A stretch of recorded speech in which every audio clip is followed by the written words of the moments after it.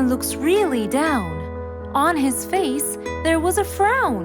He had a cake, but he didn't care. And although it was his birthday, he said, "Life's not fair." Thank you, Mom. "You're welcome, sweetie. Are you okay?" Yeah, I'm fine.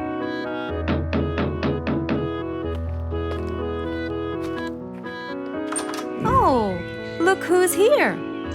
It was Rue's best friends, Poppy and Fluffs. Hey there! Happy birthday! Wow, neat birthday cake. Yeah, just a normal birthday cake, traditional birthday hat, and the same old wishes over and over again. Rue, are you okay?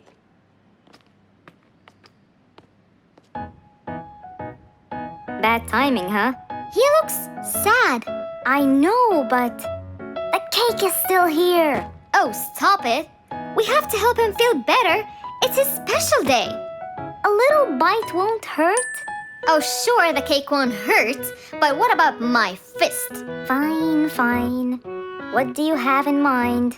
Let's go. Where to? I know someone who can help.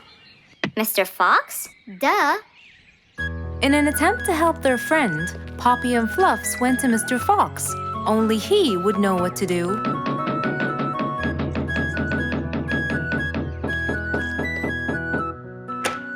Hey, Carrots. Do you have any lemonade, Mr. Fox?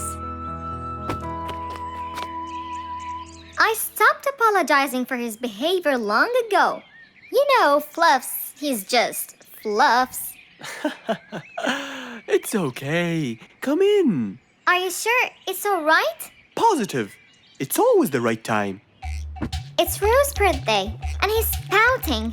He's bored with the same birthday routine every year. So we want to make him something different this year. Can you help us? Yeah. Unbelievable. You'd think I'm quite believable if you tasted this lemonade. It's awesome. Any ideas, Mr. Fox? What do you guys say? I help you throw him an extraordinary party with a magic show. A magic show? But who's gonna perform the magic tricks? You guys will. I'll teach you. This is the best idea ever. I agree. We'll also bake him a cake. But he says cakes are boring. I can assure you, this one he will like. Sounds like the perfect plan. All right, first, let's bake the cake. It wasn't a very easy task, but all three of them worked hard to make this the best day ever.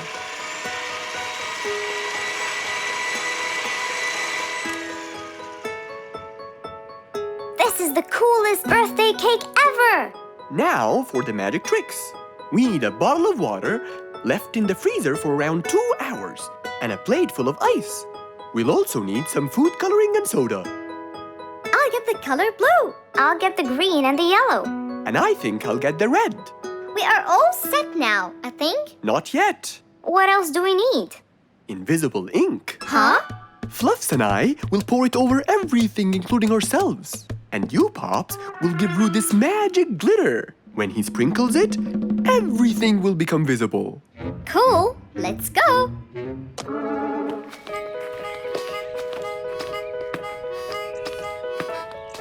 Let us pour the invisible ink now.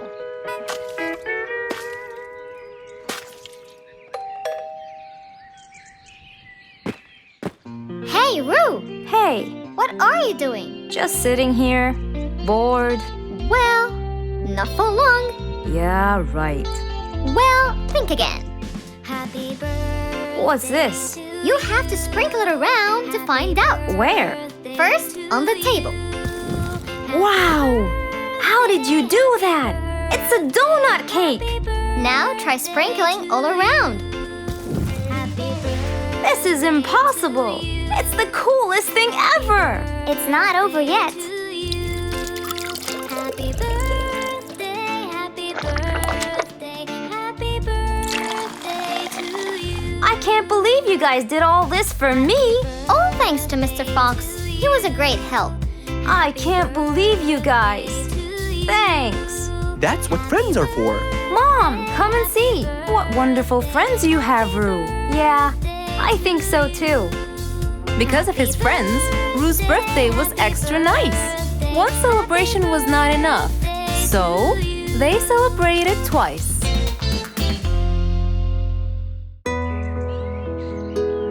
It was a bright sunny day. Mr. Fox had had his breakfast and was now out doing his morning exercises. It was then when he saw Woody, who was passing by. Ah, Woody, how are you? Haven't seen you in a while. I really missed you. I'm fine, Mr. Fox. I really missed you. I hope you're doing great. Why does he look so sad? I hope nothing bad has happened. You look a bit down, Woody. Is everything all right? Are you okay? Oh, Mr. Fox, I really need your help with an urgent matter. Don't you worry, my friend. Big or small, every problem has a solution. I assure you, everything will be all right. Oh, I know, Mr. Fox. I can always count on you. Let's go inside. I'll get you something to drink, and then we can sit down and you can tell me all about your problem. Let's go. Woody followed Mr. Fox to his house. There, Mr. Fox prepared something special for Woody to help make him feel better.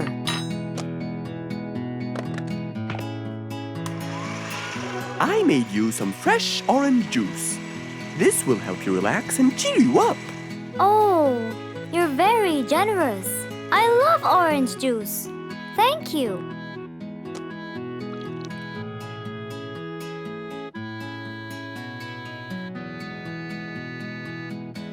Mr. Fox, I'm really sorry to bother you over and over again, but I had no choice. Oh, no worries, my friend. You know, Mr. Fox, I'm the jungle carpenter. My business has been growing recently, and now I have many customers. Yes, you're a hard worker. You deserve it. I used to build boats for fishermen. I got famous for my skills, especially after I built Nate the fisherman the boat of his dreams. He went and told everyone in the jungle about it. They overwhelmed me with requests. That's fantastic. I'm really glad to hear that. But Nate came to me yesterday and asked if I could build him a ship. One big enough for him and all his friends, as he is planning to go on a fishing trip. It's for a special trip, he said. Yes, I've heard about that. Well, the problem is, I've never built a ship before, and I have no clue what kind of wood I'm supposed to use. I don't know what to do. How will I build him the ship he needs without the proper wood? Will you help me, Mr. Fox? Whoa, that's a serious problem. I'm gonna have to look through my books. Well, you're never too old to learn something new. I could use some time. I'll call you as soon as I find a solution. I will be waiting for your call. I know you'll be able to help me, Mr. Fox. After Woody left, Mr. Fox started his researches on shipbuilding.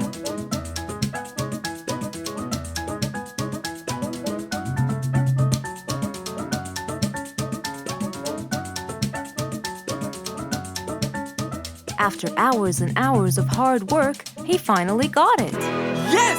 I've got it! But what did he get? We'll find out in the next episode.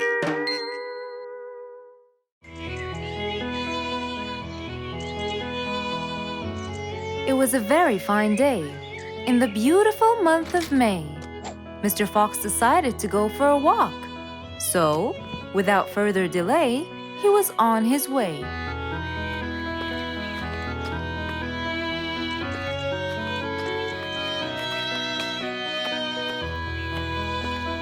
While Mr. Fox was walking, enjoying the sun and the trees, he heard a quarrel at a distance and someone saying, Stop! Please!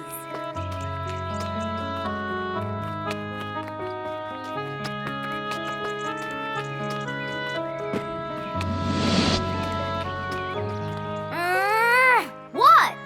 Can't a monkey enjoy a spring nap in peace? Nap somewhere else. I don't care. Excuse me? You splash somewhere else. You've got the whole ocean. That's more than enough room. What's going on here? I like it here, and I'm going to stay. You stink! Bingo? Bite me. Bubbles? I gobble you up, but I prefer a healthy diet. What's the matter with you two? I'm calm and happy. I'm just simply awesome. Mr. Fox, can you believe her? Honestly, I don't believe the fact that you two are fighting in this lovely weather. You tell him, Mr. Fox. Such a gloomy monkey. All I want to do is take a nap. Such a gloomy monkey. Such a gloomy monkey. Bubbles, stop that. What's your problem, Bingo? What can I say, Mr. Fox? I just wanted to nap on my hammock. But Bubbles kept splashing water all over me. And it's so irritating. As if.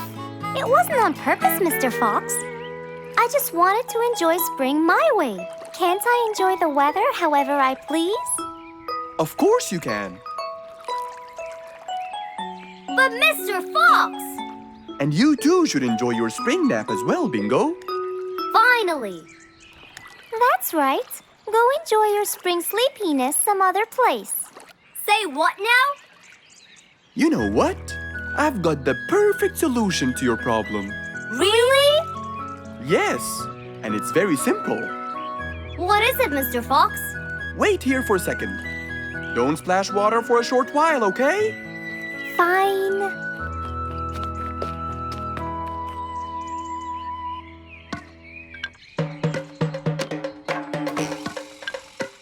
The hammock was very close to the lake.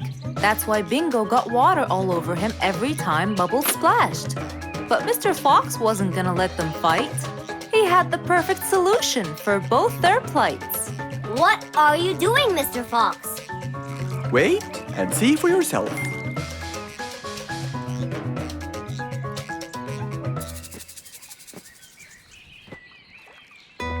Let's see. First, we'll untie the hammock. 1, 2, 3, 4, 5. Now, we'll go a few more steps up and tie the hammock again. Here's good. There you go. Try it now, Bingo.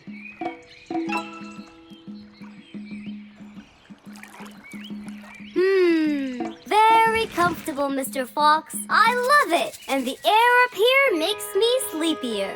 Bubbles, give me your biggest splash. Whoa! Ha ha ha ha ha. Whoops. Sorry, Mr. Fox. Don't worry about it. I feel fresh. Mr. Fox's work was done. First there was trouble, now there was none. For there was indeed no better deed than rushing to help a friend in need.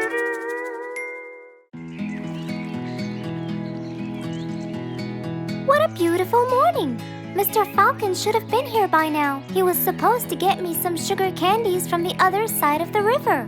I can't cross that river on my own. I can't swim. I'd better go to Mr. Fox. He'll tell me what to do. And since Mr. Fox helped many more, she went to him and knocked on his door.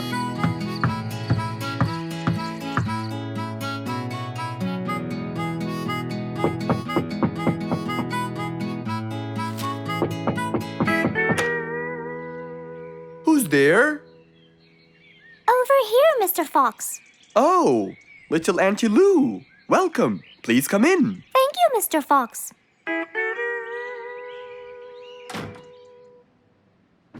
What can I do for you?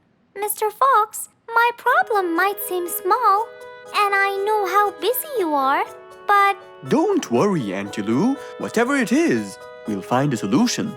Tell me, what's bothering you? sugar candies. Sugar candies? But you love them. Yes, Mr. Fox, I do. That's the problem. The only place I can find them is by the other end of the river side, and I don't know how to swim. Well, how did you get them before? I had some friends who would cross the river and bring me some candies with them. But I can't wait for them to go every time. I want to be able to get them myself. I see. So you want a way to cross that river by yourself? Yes. Do you want to learn how to swim? Impossible. I'm so afraid of the water. It's my worst nightmare. Isn't there any other way, Mr. Fox? Sure there is. Let me think. Mr. Fox thought quickly and without delay, for there was already another way. He'll build a bridge for Auntie Lou, so she could cross whenever she wanted to. Little Auntie Lou, how wide is that river? Very wide, Mr. Fox. It won't be easy, but let's go. Into the workshop ran Mr. Fox. He grabbed some wood and his toolbox. He put them in his Jeep and hopped inside. Then he and Auntie Lou went for a ride.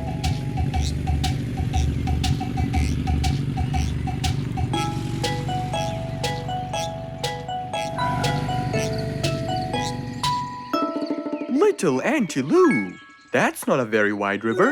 But it is to me, Mr. Fox. You're only saying that because you're too big. Maybe you're right. Little Auntie Lou, let's get started.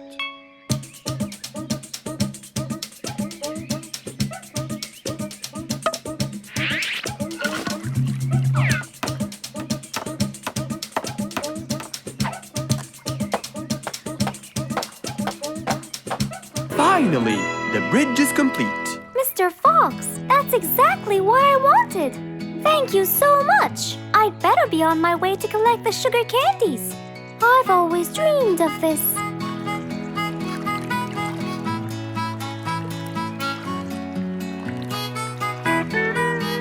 Enjoy the candy, little Auntie Lou. After giving his friend a happy end to the day, Mr. Fox took his car and carefully drove away.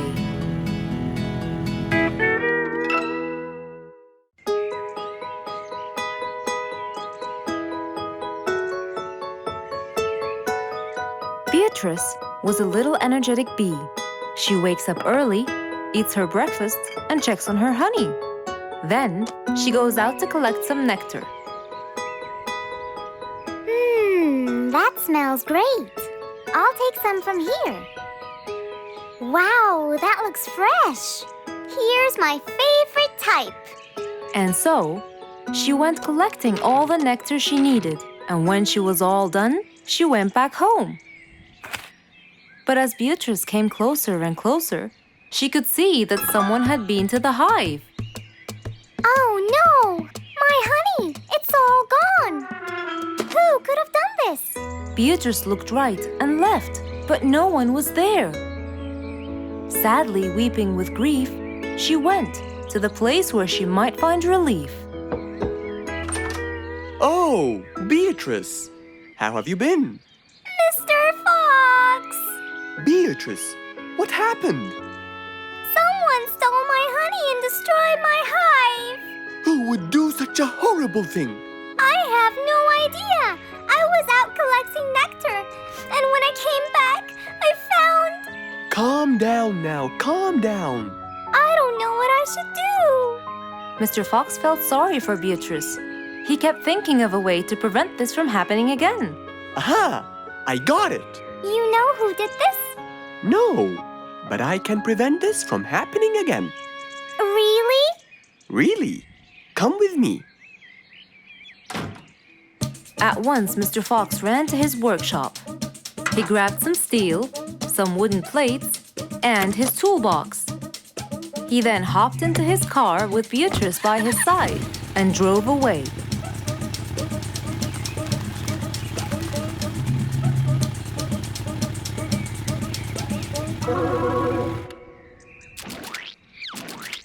Oh, See? I told you. It's a complete disaster. you were right. But don't worry, everything will be okay now.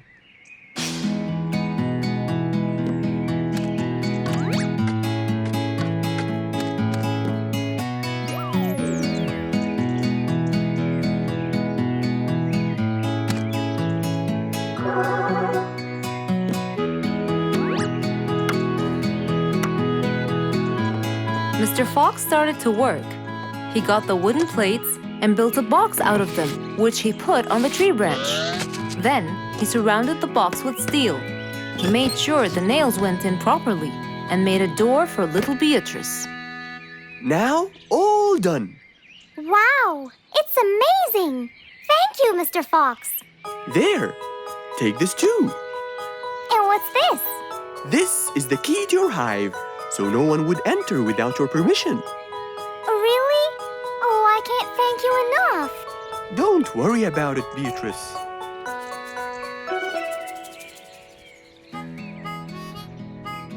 Here, Mr. Fox, this is for you. What's this? It's one of my delicious honey jars. It's the best kind I've got. Oh, you didn't have to. Well, thank you, Beatrice. And as Mr. Fox drove away, he thought that this was the perfect end to the day.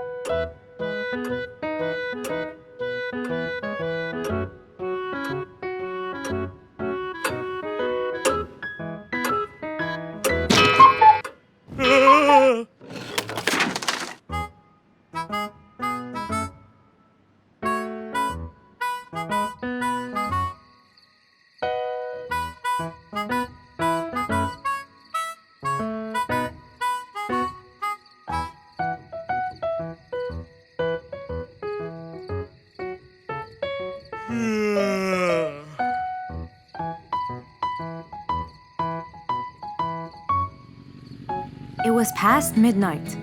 Mr. Sleeperson Koala was on his way home from work. The streets were empty and quiet. He was falling asleep. He tried really hard to keep his eyes open, when suddenly the car stopped for no reason. And Mr. Sleeperson didn't wake up, as if it was the hibernation season.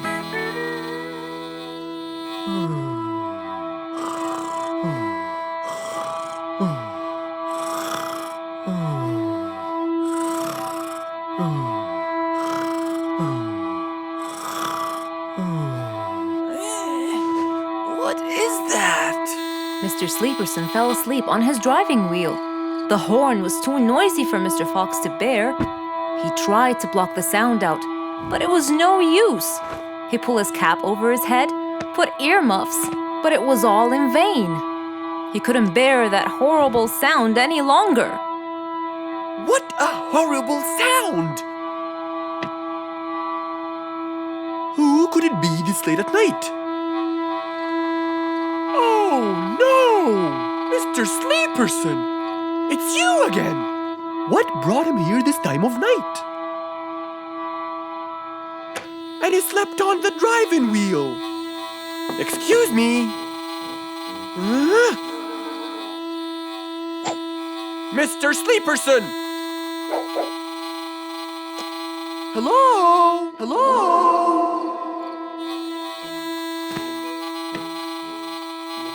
Oh, that's enough!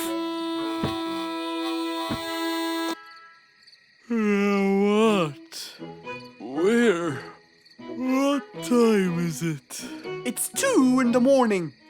And you fell asleep on your driving wheel in front of my house. Oh, Mr. Fox. Hello. Oh my, it's 2 a.m. Oh, you noticed? So how can I help you, Mr. Fox? Help me? Help me? You're the one in front of my house. What am I doing here? I don't know. You tell me. I was fast asleep when I woke up to that horrible sound of your noisy horn. Oops. Sorry. I must have fallen asleep while I was driving again. My bad. Never mind that. Could you please drive all the way to your own house without falling asleep or bumping your head against the horn? Oh, sure, Mr. Fox. Have a good night. Good night. But as Mr. Sleeperson tried to start the car, It wouldn't start. Huh? Oh, man! Oh, Mr. Fox, wait! Help! Now what? The car won't start. Is that so? Can you check it for me, please? Of course! Mr. Fox walked back to the car and started to check it out.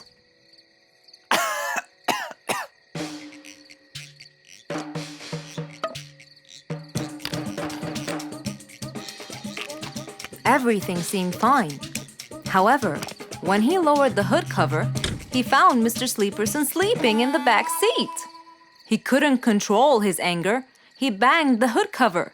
But Mr. Koala was still asleep. Mr. Fox decided to hop into the front seat and try to start the car himself. Huh? Mr. Sleeperson! Your car is out of fuel! Who? Where? Your car is out of fuel! No way! Oh, What will we do now? you have to fill the tank! Okay. Mr. Sleeperson! What? Wake up! I'll fill your tank for you. I have some fuel in my house. Oh, that would be great.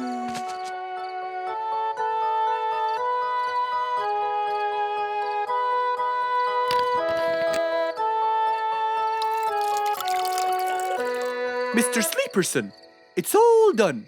You can go home now. Oh, thank you. Thank you so much.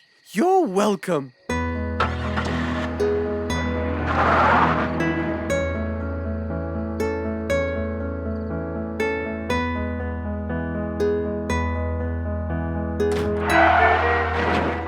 Oh, not again!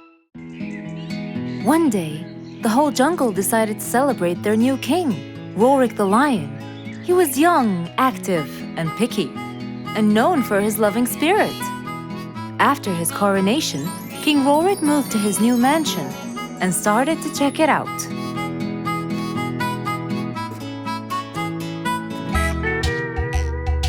Great. And that's my throne, right?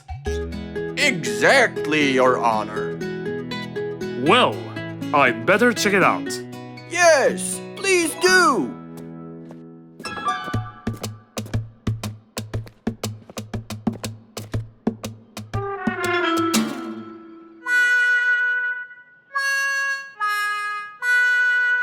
Ah, timber! That's too uncomfortable. But Your Honor, it was made especially for you. Not good enough.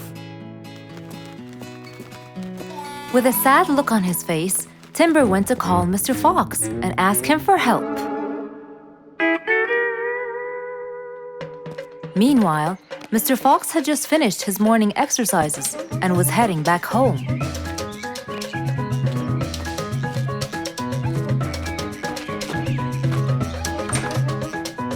After a cold shower, he changed his clothes and had some tea.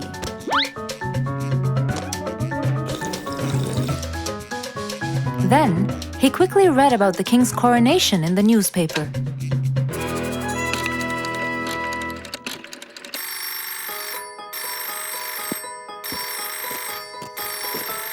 Hello? Hello, Mr. Fox. Can you please, Hello, Mr. Fox. This is Rorik. Oh, hello, Your Highness. How may I help you? I need you to come immediately. There's a huge problem, and I'm pretty sure that you're the only one who can help. I'll be right there. So, Mr. Fox quickly took his keys, hopped into his car, and drove towards the king's manor.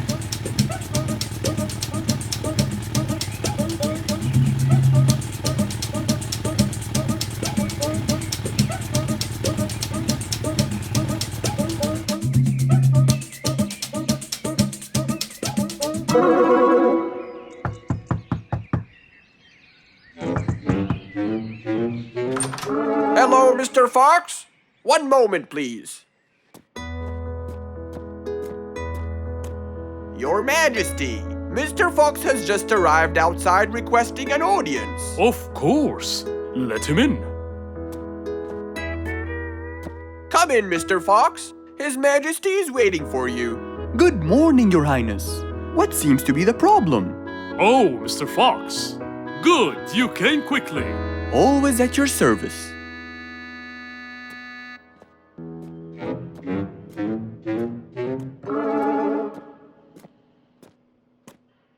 Well, I was at my coronation, and I thought I would check out my throne. But unfortunately, I felt too uncomfortable. Can you believe that I'm gonna rule the jungle on an uncomfortable throne? But I hear it was carved out with the best kind of stone. But it still hurts my back. Oh my! Anyway, I've decided to design my own throne. What a great idea! But I need your help to make it as soon as possible. It will be my pleasure, Your Highness.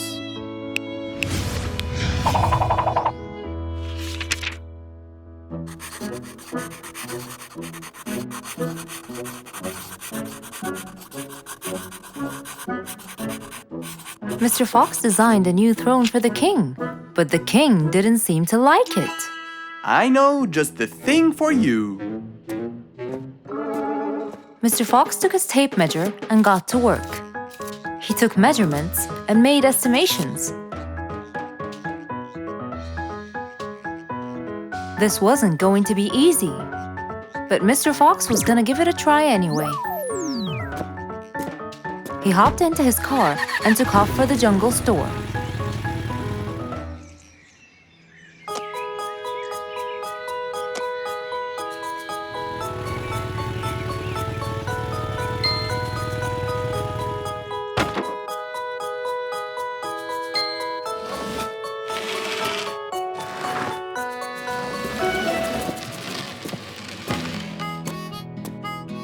All done. Can you please try it now? Wow! That's exactly what I wanted. Glad you liked it, Your Highness.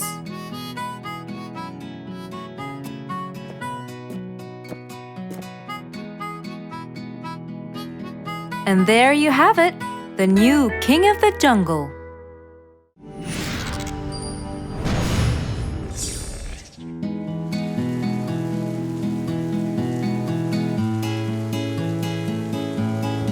One stormy winter night, when most of the animals stayed warm in their beds and turned off the lights.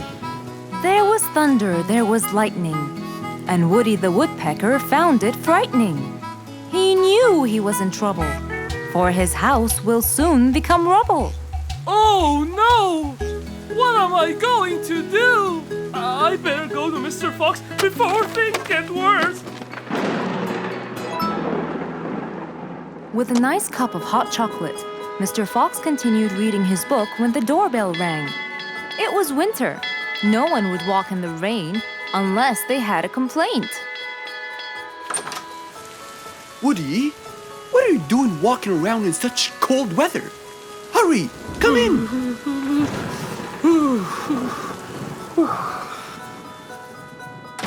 Mr. Fox, I know it's cold, and I'm sure my problems will make you feel bored, but I need your help. Of course! Don't worry. Have a seat, Woody, and I'll get you a hot drink. It must have been terrible to go out in that storm. Okay, thank you, Mr. Fox. So, what exactly is your problem?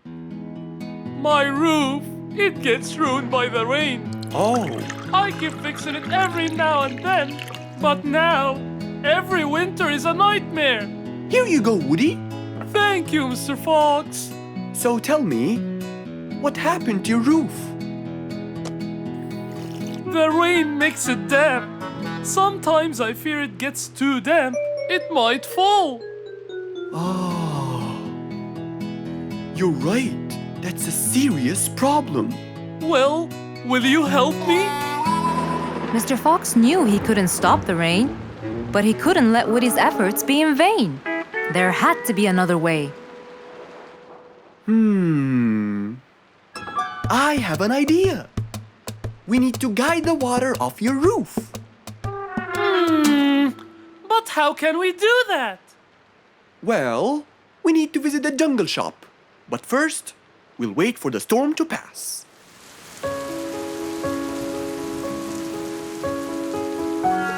Finally, the storm faded away, revealing a bright, warm, sunny day. I think the weather is better now. Let's go, Mr. Fox! Mr. Fox and Woody hopped into the car, and off they drove to the jungle shop. So, what will we buy from here, Mr. Fox? A sloped roof. A roof? But how will we transport it? Oh, don't worry. There's a new type of roof.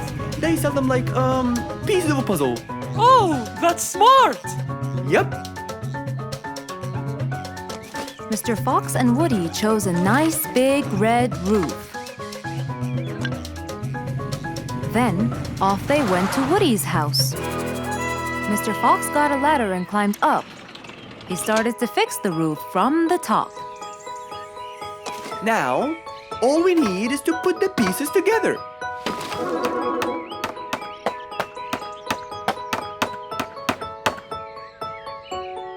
All done. I'm coming down. Wow! It looks great!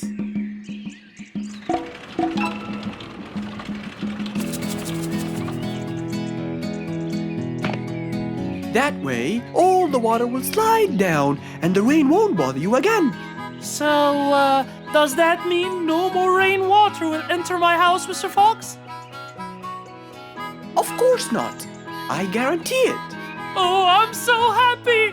Thank you so much, Mr. Fox. Oh, it was nothing. We all like living in a dry, warm place in the winter.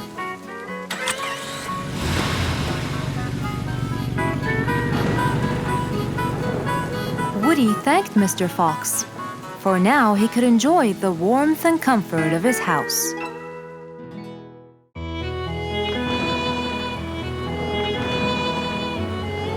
One day, the mighty eagle flew to his nest. All he wanted to do was rest. He felt bitter, he felt cold. He was really getting old. He knew he needed someplace new. So, off to Mr. Fox he flew.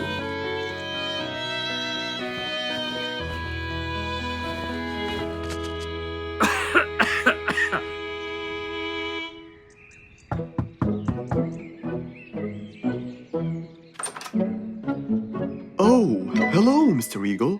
You look so tired. Please, come in. Thank you, Mr. Fox.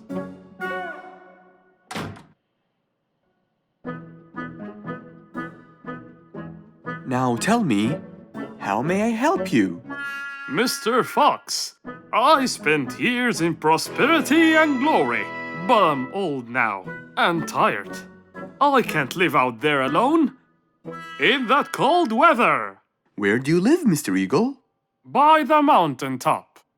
I see. The wind is strong there. I bet you catch a flu every now and then.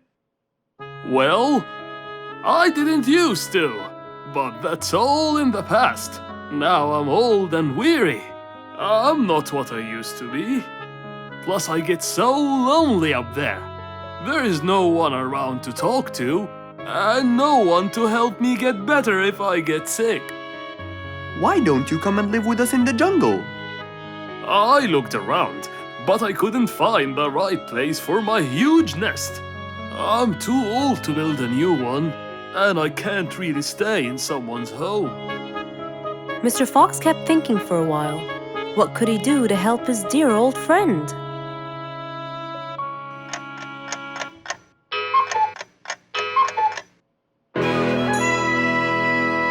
I got it. I think I can help you build a new house. Have no worries.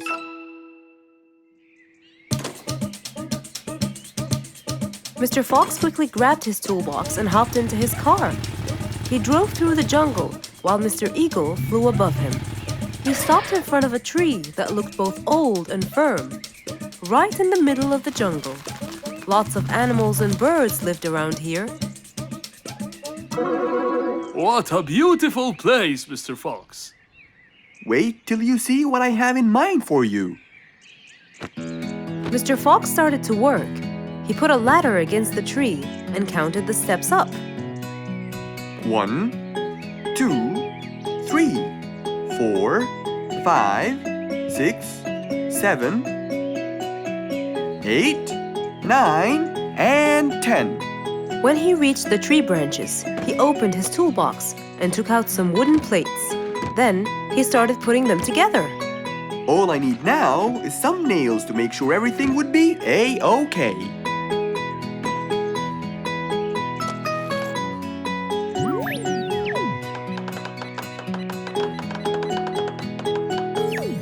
We're almost done, Mr. Eagle. Can't wait to see what it will look like, Mr. Fox. Oh my!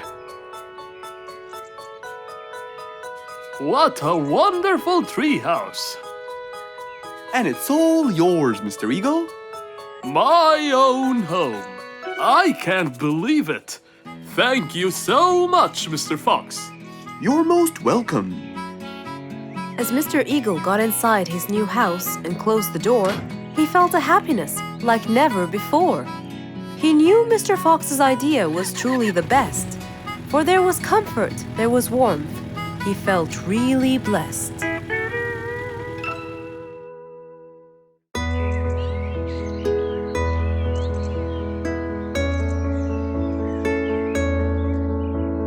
One cold morning, while everyone was shivering in their houses, Mr. Fox woke up and went to watch his favorite team play.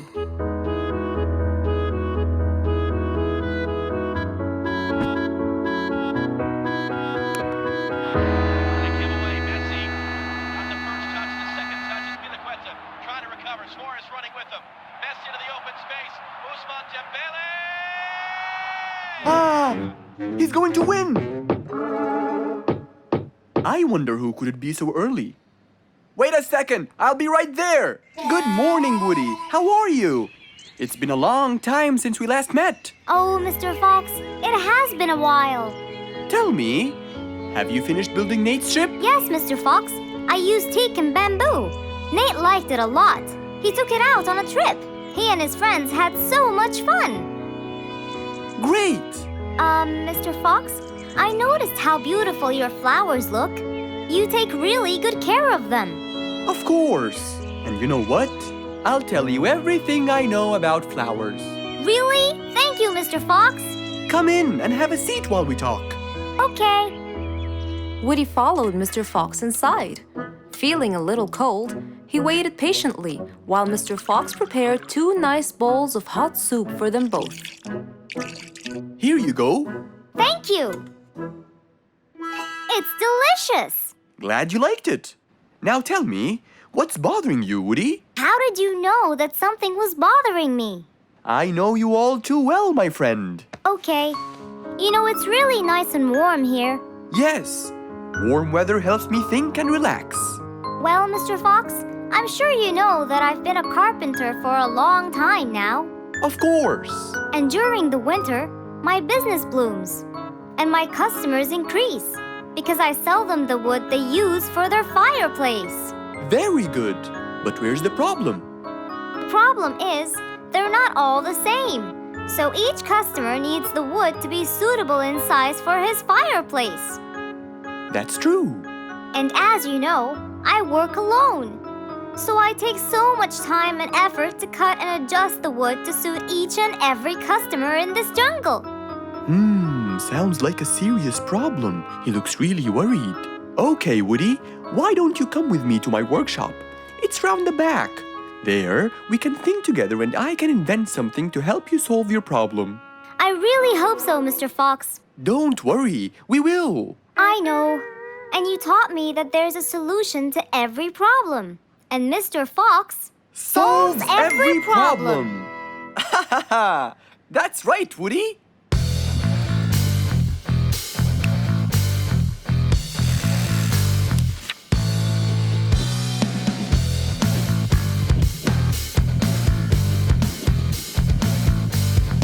I will invent a gigantic wood-cutting machine that has the ability to choose and control the size and shape of your wood depending on what you need. What? Really? Aw, you're the best, Mr. Fox. I'm just going to need some time to build the machine. You got it, Mr. Fox. I'll go get a few things done, and I'll come back. Okay, I'll see you then, Woody.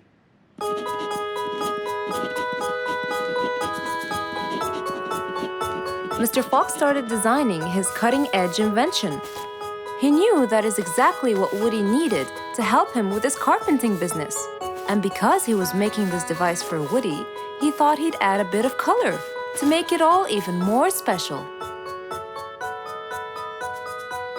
Finally, this is it!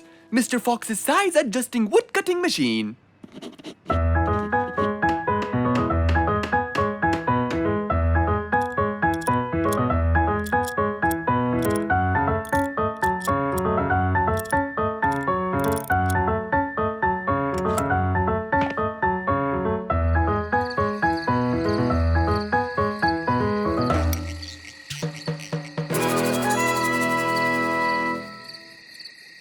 After finishing the device, Mr. Fox sat to listen to his favorite music, waiting for Woody, who came knocking on the door. Hello, Woody. You're right on time. Have you finished building the new machine for me, Mr. Fox? Of course I have. It's in my workshop. Let's go see it.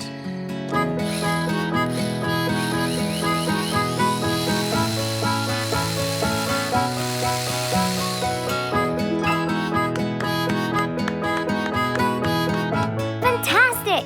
I don't know how to thank you, Mr. Fox. I'm really grateful for what you've done. Don't thank me. I only did what I had to do. I'd better be off now to cut more and more wood. Have a wonderful evening, Mr. Fox, and thank you again. Good night, Woody. See you soon.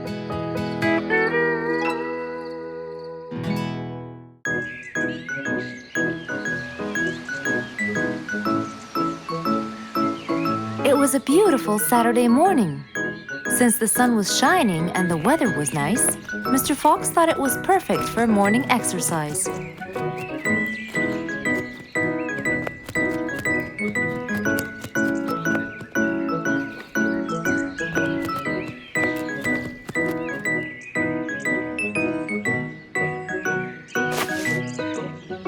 Ah, Piggy, how are you? Haven't seen you in a while. I really missed you.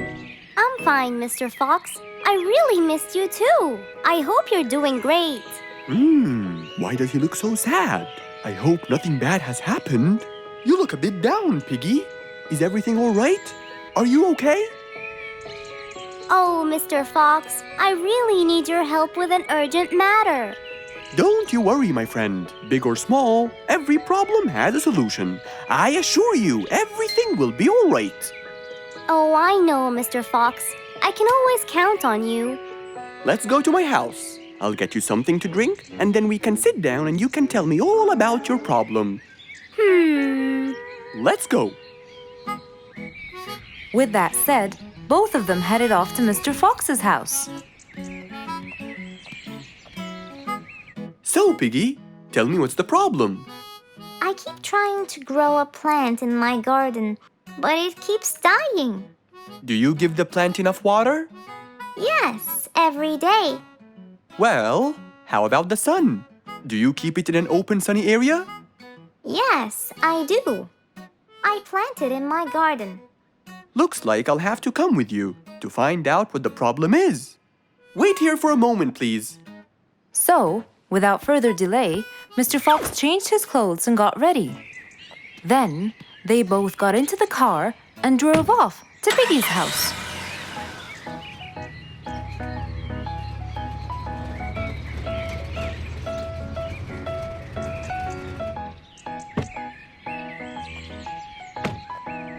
Look, Mr. Fox, these are the plants I told you about.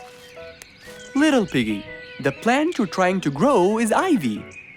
And ivy likes to grow on something firm, like a gate or a wall. That's how they grow so tall. Ivy? I thought it was just an ordinary plant. Well, you can still grow it on the garden wall. Piggy, do you have a ladder? Yes, Mr. Fox, over there. Okay, come with me. Hand me the drill, please.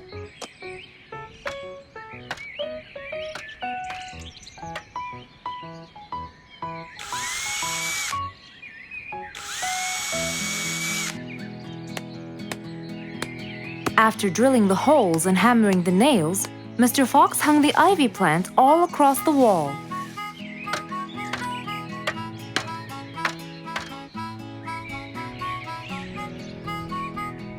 Now, when the ivy grows, it will find this wire to hold on to. I got it. Thank you, Mr. Fox. You're welcome. Take good care of it. After saving the plant and helping his friend, Mr. Fox took off. And that, my friends, was the end.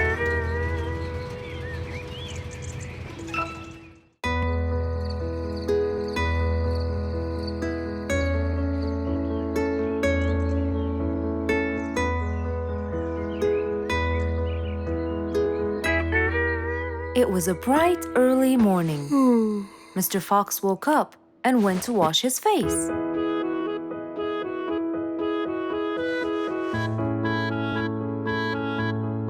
Since he was feeling a little hungry, he went to prepare some breakfast. He prepared fruits, some cheese, a fried egg, and some veggies. He looked around for some bread, but couldn't find any. No problem. He'll go to the bakery and buy some. I guess I need to buy some bread from Mrs. Flute's bakery. Then I can have my delicious meal.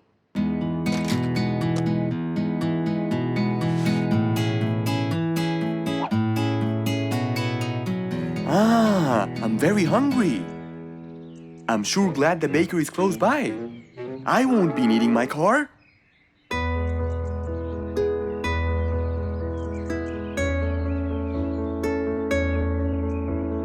Mr. Fox decided to walk to the bakery. He really enjoyed the early morning breeze. And on his way... Good morning, Mr. Fox! Oh, Mr. Falcon! How are you? Are you getting enough sleep? Yes, I can sleep most anywhere now, and it's all thanks to you, Mr. Fox. Glad to hear that, my friend. See you around.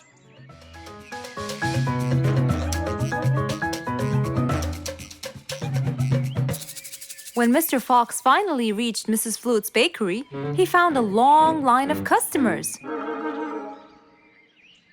He got in line and patiently waited his turn.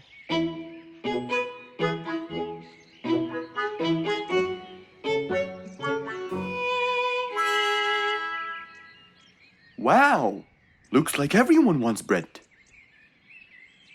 Slowly, the line was moving up, and Mr. Fox got closer and closer till he finally reached the counter, where a very tired Mrs. Flutes was waiting. He was her last customer. Hello, Mr. Fox. Here you go. Hello, Mrs. Flutes. You look really tired. Yes, Mr. Fox, it's becoming more and more exhausting. Why? The number of customers has increased lately after I upgraded both the bakery and the quality of the bread that I produce. That's great. I know it's great, Mr. Fox, but the thing is, the rate of bread production is really low. Well, compared to the number of customers, that is. But why is the rate of production low? Well, Mr. Fox, grinding the wheat takes loads of time and effort. Sometimes it takes over a day or so. That's basically why everything else gets delayed. What should we do to solve this problem? Okay, Mrs. Flutes, I will head home now and eat my breakfast and try to think of a solution. And I'd like you to pass by my house tonight. I'm sure I'd figure something out by then. Really, Mr. Fox? I can't wait to hear your solution. I'll come by your house as soon as I get off work. Okay, see you later, Miss Flutes. See you later, Mr. Fox. Mr. Fox went back home to have his breakfast. Miss Flute's bakery is truly the best. I have to solve this problem, or she won't be selling any more delicious bread. With that in mind, Mr. Fox went to his workshop to give it some thought.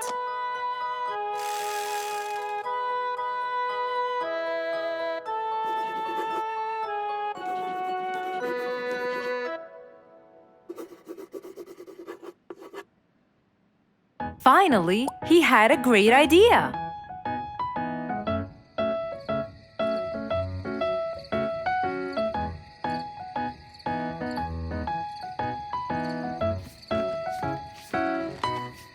That was a long day. I should head straight for Mr. Fox. I'm sure he would have solved my problem by now.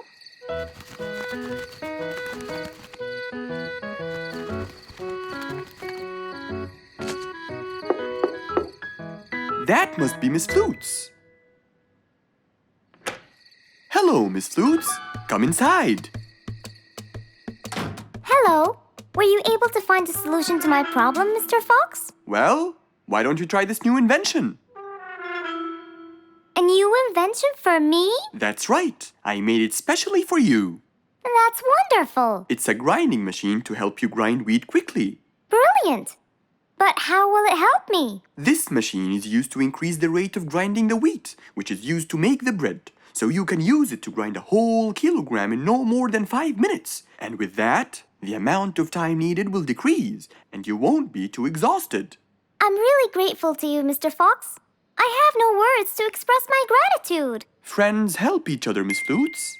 You're really kind and generous, Mr. Fox. I want you to start using this new device tomorrow, and I will call you to check in every once in a while.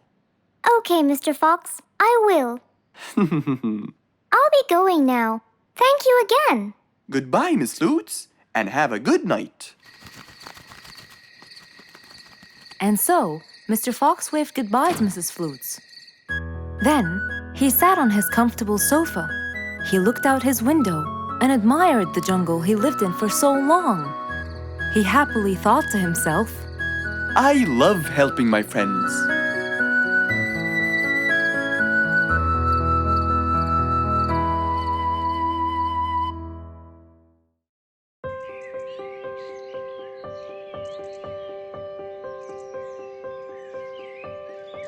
It was a beautiful spring morning. The sun was shining brightly. The sound of the birds woke Mr. Fox up.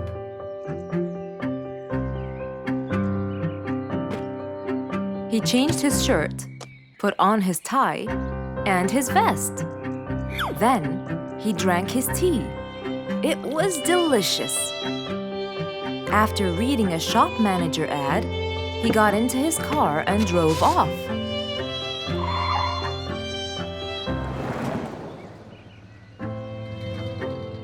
Meanwhile, little Bingo Monkey was riding his bike through the jungle. He was having loads of fun, but suddenly the bike slipped and little Bingo fell off. Are you okay, Bingo? Hang on, I'm coming. Yes, Mr. Fox, but my bike isn't. Oh, it looks like there's a problem with the tire. Don't worry, Bingo. I'm going to help you. Bingo, can you help me count how many nails I need? Of course.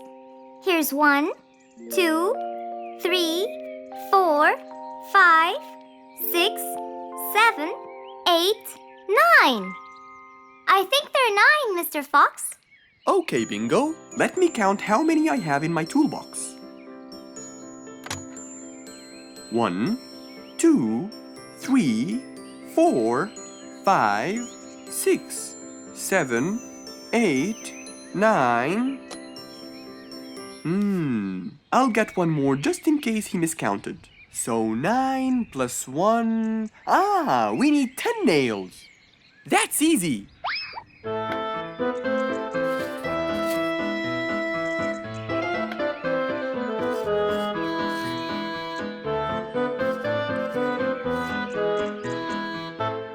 Okay, Bingo. It's all done. Thank you so much, Mr. Fox. You've helped me a lot. Come on, give it a go. So once again, little Bingo rode along happily.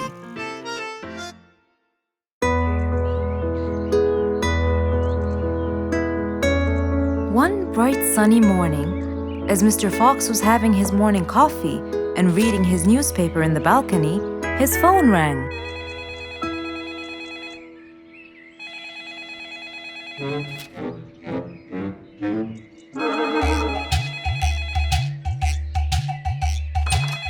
it be so early in the morning? Hello? Hello, Mr. Fox. It's Rorik. Oh, hello, Rorik. How are you today? Not very good, I'm afraid. Why is that? My piano. I tried playing it today, but it sounds weird. How so? I don't know. Could you please come and check it out? Sure, I'm on my way. Thank you, Mr. Fox. I'll be waiting for you. And I'll be right there. So, quickly, Mr. Fox changed his clothes. He took his toolbox and his car keys, got into his car, and drove off to Rorik's place.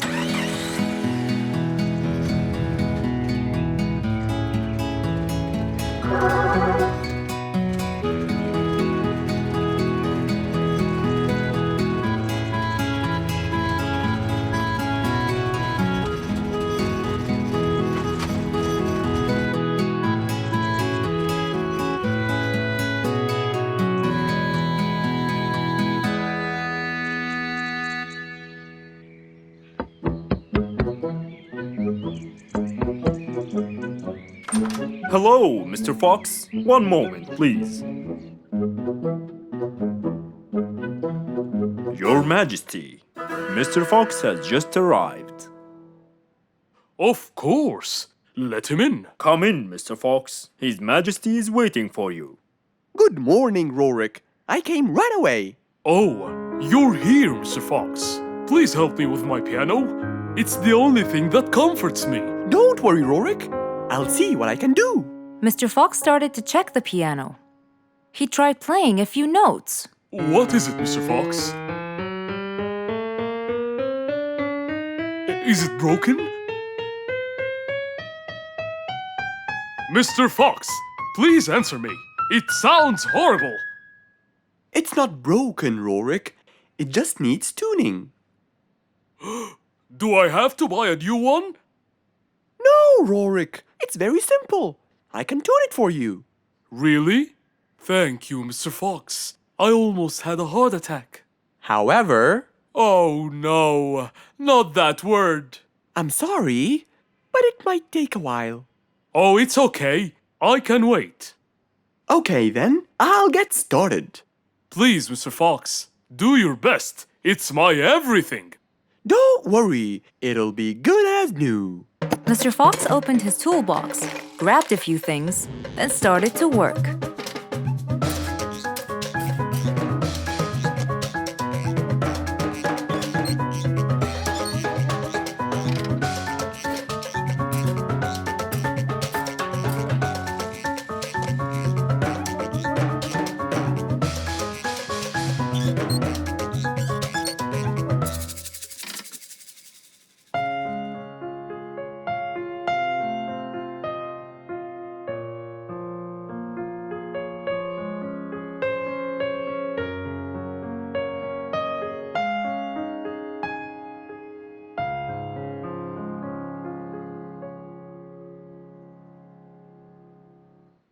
Beautiful.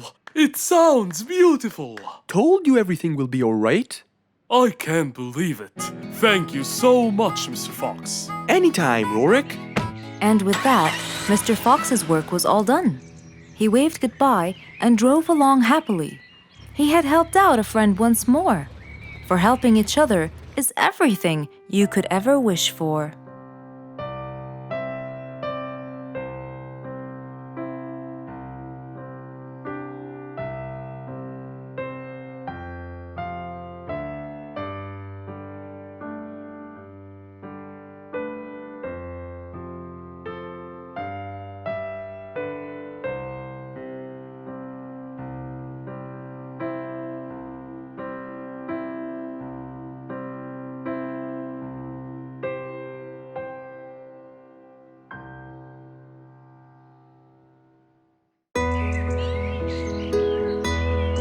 Just imagine, if you woke up one day and all your food was gone. Your house was a big mess and the oven was turned on. What happened exactly? You really can't tell. But that's what happened to our friend Giselle.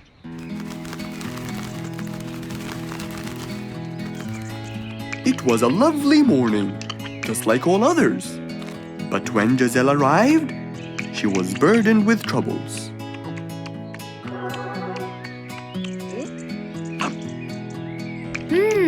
These are good. Yeah, my mom makes the best pancakes in the world. Look, it's Giselle. Hey, Giselle, come join us. Have some of these delicious pancakes. Thanks. I'm not hungry. What's wrong, Giselle? You guys, I think a thief broke into my house. What? Food has been going missing from my home, but I didn't think much of it. But the amount of food disappearing kept getting bigger and bigger. And yesterday, all of my food went missing. And there was a huge mess at my house. I even found the oven turned on. My house could have burned to the ground. Oh, I'm so sorry to hear that. Are you okay? This sounds really dangerous. What if this happens to my house next? Calm down. Whatever it is, I'm sure we can deal with it. Giselle, let's go to your house and check it out. And so, they left for Giselle's house. They had no idea what would be waiting for them. Oh dear, what a mess. Did you not hear them at all? I heard noises, but by the time I got up, they were gone. Did they take anything else other than food? No, nothing else is missing. So how do you explain all this mess? Maybe they were trying to find their way in the dark. I think Bingo's right. They didn't want to turn the lights on so no one would see them. Yes, but there are more important things. A thief had been here last night, and I don't think Giselle had time to worry about all the dishes. You're right. These are not mine. I didn't use these. That means that whoever was here didn't just steal the food. They ate it all here. That would explain why the oven was on. They cooked. Okay, calm down. We'll figure out a plan to catch them. But first, let's clean everything up. They started cleaning the house, trying to help their poor friend out, while being so worried about what's going to happen next. Any idea how we're going to catch them? I have an idea. We'll have a neighborhood watch. You know, we'll stay up around the house so we can catch them as soon as they come near. Sounds great. Giselle, why don't you go and get some sleep? We'll take care of it. Thanks, guys. They all sat in anticipation, ready to jump on the thief without any hesitation. But hours passed by with no one in sight. They started to become very, very tired. Does anybody else feel a little bit sleepy? Yeah, and cold, and a little hungry.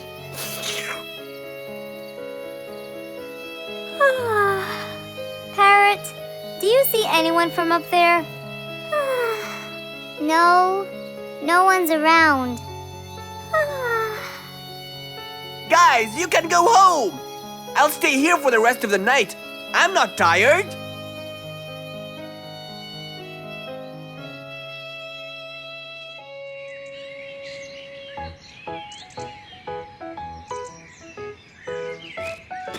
Good morning.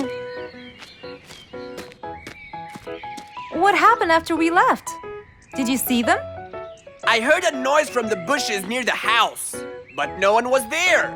They must have seen me, got scared, and ran away. Wow, you must have looked so tough. How did you get them so scared? I'll teach you guys. First, you have to stand chin up, hands on your waist, and look so focused. Then, you walk back and forth in front of the house, so they wouldn't have a chance. Don't get distracted by anything, and most importantly, carry a weapon. A weapon? Yes, these are mine. A salt shaker and a ladle? It's a pepper shaker. You sprinkle it in their eyes and then hit them with a ladle. Ooh, scary. Okay, I think I got it. I'm going to be on neighborhood watch duty tonight. I'll go get ready. See you all later. And so, with a big responsibility to bear, Bingo guarded the house, steady and aware.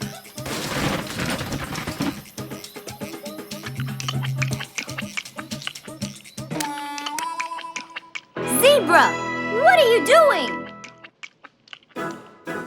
What? Where am I? Giselle's house. What is that noise? Did you catch it? Yes, it's Zebra. He's been sleepwalking and eating all your food. Oh no! Giselle, I'm so sorry. I wasn't stealing your food. This happened before. I sleepwalk a lot. Don't be mad. I can't believe it's been you all along. That is so funny. You're not going to tell everyone about it, are you? If she doesn't, I will. I knew you couldn't scare a thief away with a ladle. You could! You know what? I'm just happy Giselle is safe. I'll just go home now. I need some sleep.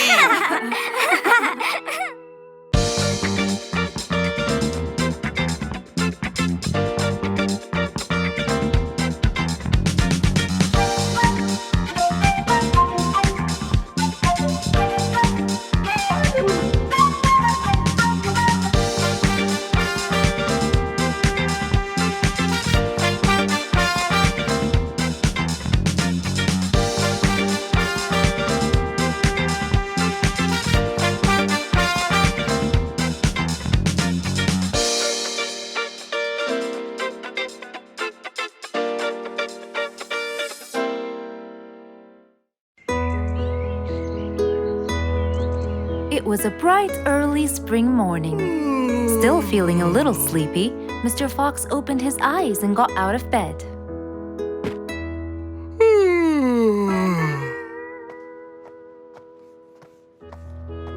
Since the weather was beautiful outside and awfully tempting, Mr. Fox decided to go for a walk in the jungle. The sun was shining, the birds were twittering. It was a very peaceful morning. Well, sort of. Worried that something terrible could have happened to one of the animals in the jungle, Mr. Fox sprinted towards the sound. Are you kidding me? You're the size of an air balloon! Are you making fun of my size, you piece of you? What? Take that back now, you... No! I'll never take it back! This was all your fault! No, it wasn't! It was yours! No! It's always your fault! Now, calm down. Oh, Mr. Fox, I'm so glad you passed by. You're the only one that could solve my problem. Solve your problem? No, Mr. Fox will solve our problem. No way! What you did was a total crime. So not true. You're the one who started it all and injured me, you big... There, calm down. And just tell me what happened. He woke me up. Slow down, one at a time. Mr. Panda, you go first. Thank you. Now, I was walking heading to my house when I realized that for me to get there, it will take me 12 minutes. And I was so tired and sleepy. So I thought about it, and I realized I should just lay here for a while and take a short nap. And just as I was starting to get comfortable, I found little chicklets screaming with the highest pitch into my ears, Mr. Fox. My ears! Can you believe that? Well, that's not a very nice thing to do, little chicklets. Why did you do that? But I didn't, Mr. Fox. And how is that? I was heading to my favorite lake, and I was walking just right behind Mr. Wicks, when all of a sudden, out of nowhere, he decided to lay down and fell to the ground and squeezed my beautiful wing. And if it wasn't for my high-pitched voice, I would have been dead by now. Well, that was pretty dangerous, Mr. Wicks. What should I do, Mr. Fox? I was really tired and I needed my nap. So I took it. What should a panda do to take his nap? Can't you just wait till you reach your own house? Or at least look behind you before you decide to fall down? My house is 12 minutes away, and all the walking had already stolen away all my energy. I had to take a nap to recharge. I can't keep on walking forever. Then look behind you or sleep next to a tree or something. Why don't you watch where you're stepping? It was a very troubling matter indeed. The little chick almost got crushed. But Mr. Wicks didn't mean it. He was just so tired that he fell asleep. Right? Mr. Wicks, answer me. Did you intend to squeeze little chicklet's wings? Of course I didn't. Were you aware that you were going to take a nap in the middle of the road? Actually, I vividly remember. I walked to the tree side first, but when I woke up, I found myself in the middle of the road. How many naps do you need per day? From 5 to 7, I would say. Did you take a nap before you decided to head home? Of course. Do you usually nap in between? Not always, but today I went so far from my house. I tried to hurry to nap at home, but you know, I'm too slow. Say no more. I now know the answer. Really?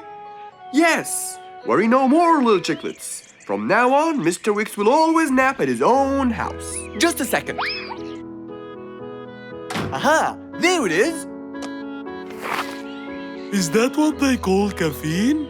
My, I didn't think it was that huge. No. It's something even better. Better than caffeine? And chocolates too.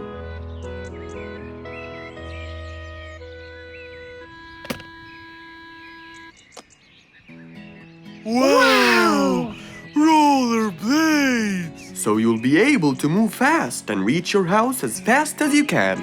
Oh, can I try it now? Sure you can. Wow! Whee! Yahoo! Thank you, Mr. Fox. Anytime you need me, I'll be there.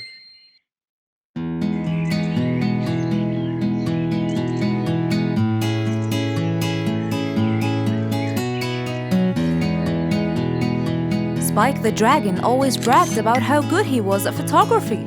And all he wanted was just one little chance to prove to everyone how talented he was. It didn't take long before someone actually recommended him to be the official photographer of King Rorik the Lion's birthday party. All done and send. Wow! That's a nice picture. Now we know who'll be our photographer. And immediately, Mr. Tiger sent a message to Spike. Oh! Finally, someone recommended me. I won't let them down. I promise. And so, Spike started to train and practice some more. His pictures were beautiful, and he felt so happy. Everything went well until the morning of the party.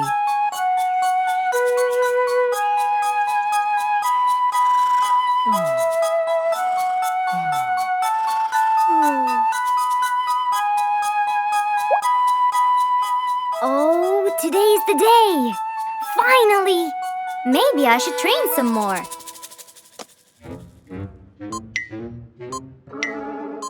Huh? Oh no! What have I done? While Spike was testing his camera, he pressed on something that changed his camera settings. Now all his pictures turned to white. Spike tried to change it back.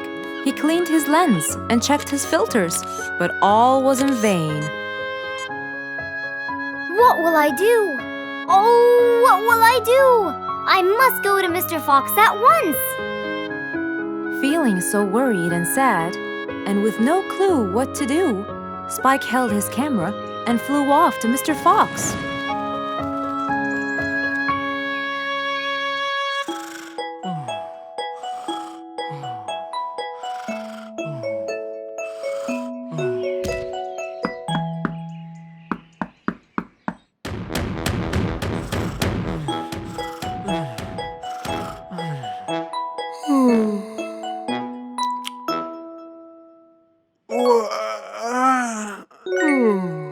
Who could it be this early?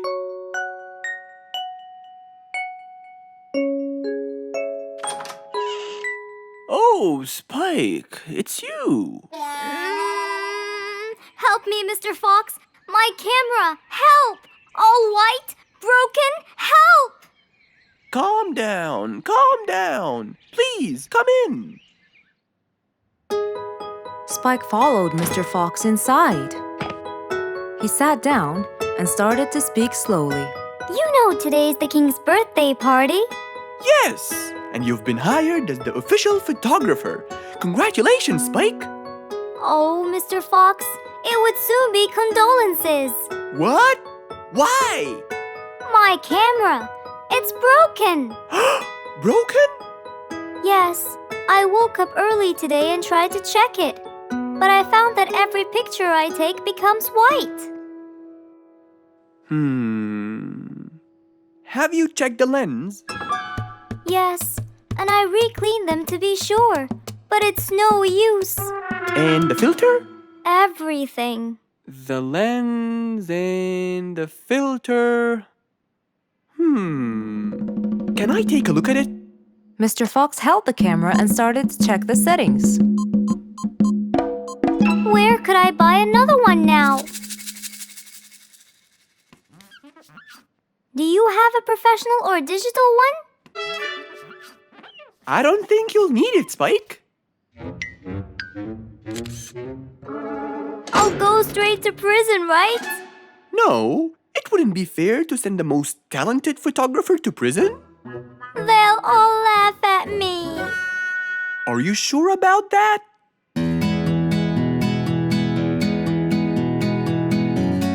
Mr. Fox took a picture with the camera and showed it to Spike, who couldn't believe his eyes. Wow, it's back. What was wrong with it? Looks like you accidentally increased the gamma. Oh, I forgot to check that. Thank you, Mr. Fox.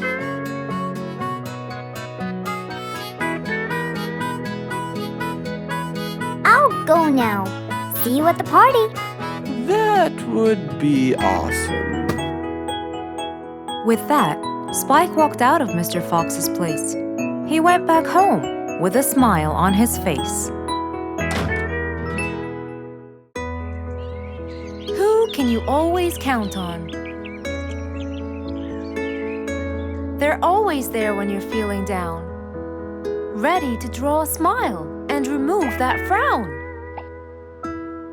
They make a bad day so much better, especially if you share toys and play games together.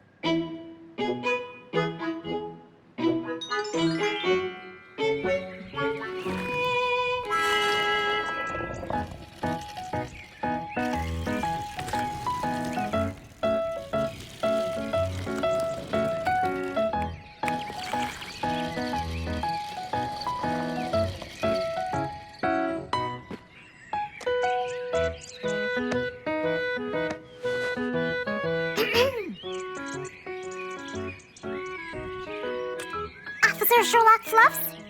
I'm with you, Officer Poppy Holmes. I think we're moving in the wrong direction. You might be right, Officer Poppy Holmes. I can see footsteps in the opposite direction.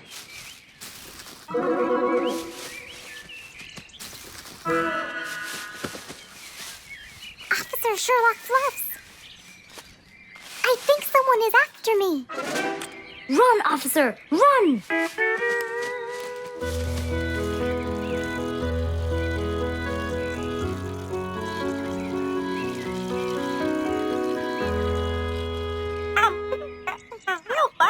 What do you mean? Poppy! Poppy! You there? Poppy! I can't believe we lost the connection. Poppy! Poppy, where are you? Filled with worry, Fluff searched and searched for Poppy, but he couldn't find her anywhere.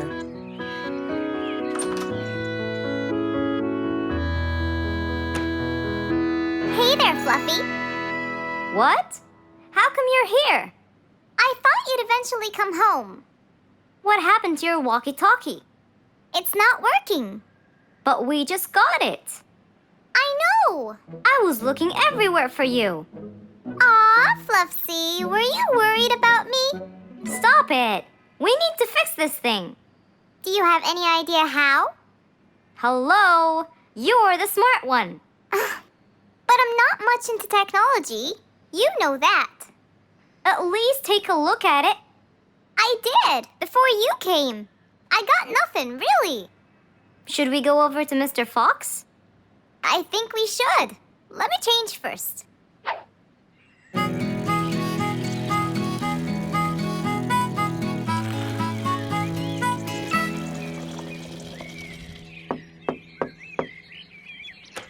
Hello.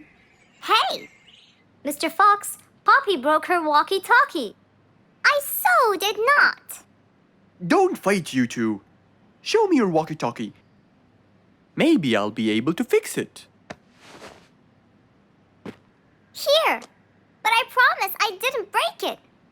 I'll go to the workshop and see what's wrong with it. Thank you, Mr. Fox. Sure. You really think I broke it? Why else would it stop working? But I didn't. Well, I kind of think you did. You're unbelievable.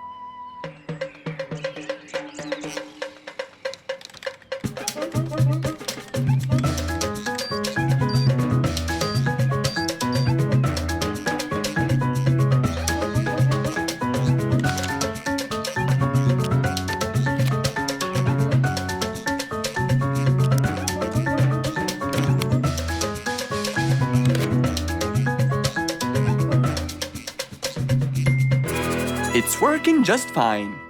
I told you. Well, it wasn't before. I tried it. I know it wasn't, but now it is. See, Poppy, you did break it. And Mr. Fox fixed it. It wasn't broken, Fluffs. It just ran out of batteries. I'm sorry, Pops. Never mind. I was worried about you, though. I know. I have a wonderful brother. Brothers and sisters may fight every now and then, but at the end of the day, they're still best friends. Rose stood in front of her painting stand, holding a few colors in her hand. But things weren't going as she planned. I think I should just paint the pig blue. No, wait. Maybe this will do. Maybe I should just take some of the pink color on my feathers.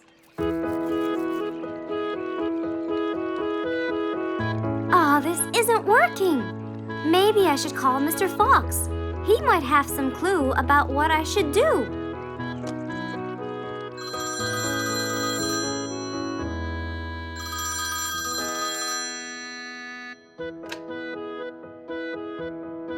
Hello. Hello, Mr. Fox. It's me, Rose.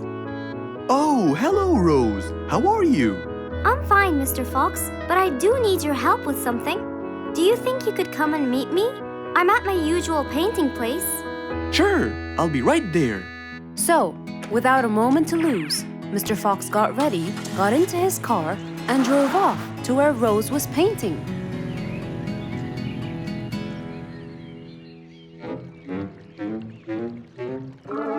Oh, Mr. Fox. I'm sure glad you're here. I tried everything, but nothing seems to work. What are you trying to do, Rose? I was just trying to get some pink paint, Mr. Fox. I'm not sure that this is the right way to do it, Rose. Well, what should I do? Do you have an empty color palette? Of course. So, what colors do you need? I have red, blue, yellow, black, and white. But I still need pink, green, orange, purple, and brown. Let me see. If we take a bit of red and a bit of white, we can make pink. Oh, it's just like magic. How about the other colors? Do you want to try? Why, yes, I would. But which colors do I use? Use your imagination, Rose. I want to try red and blue. Okay. Wow, now I can paint my violets purple. Do you want to try again? Sure, this time I'll try red and yellow. Nice! Now you have orange. It's beautiful, Mr. Fox. But I'm still missing green. Well, let's see. We still haven't mixed blue and yellow, have we? Right! This is a really cool shade of green. Now you can paint all you want. But, Mr. Fox, what about brown? Right. I almost forgot.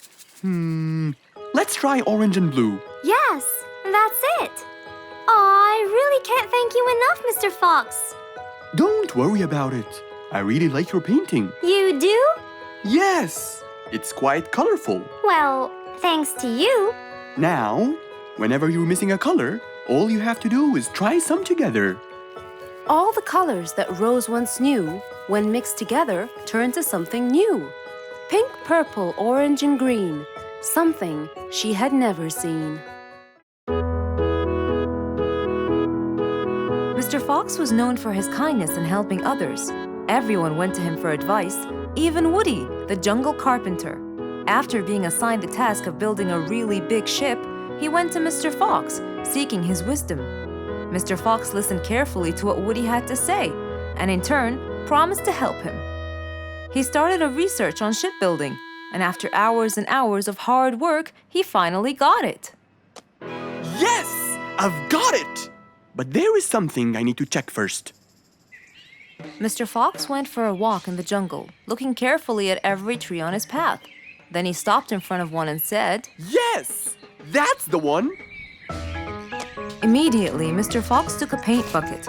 He wanted to mark the tree, so he wouldn't forget which one it was. After that, he got into his car and drove off.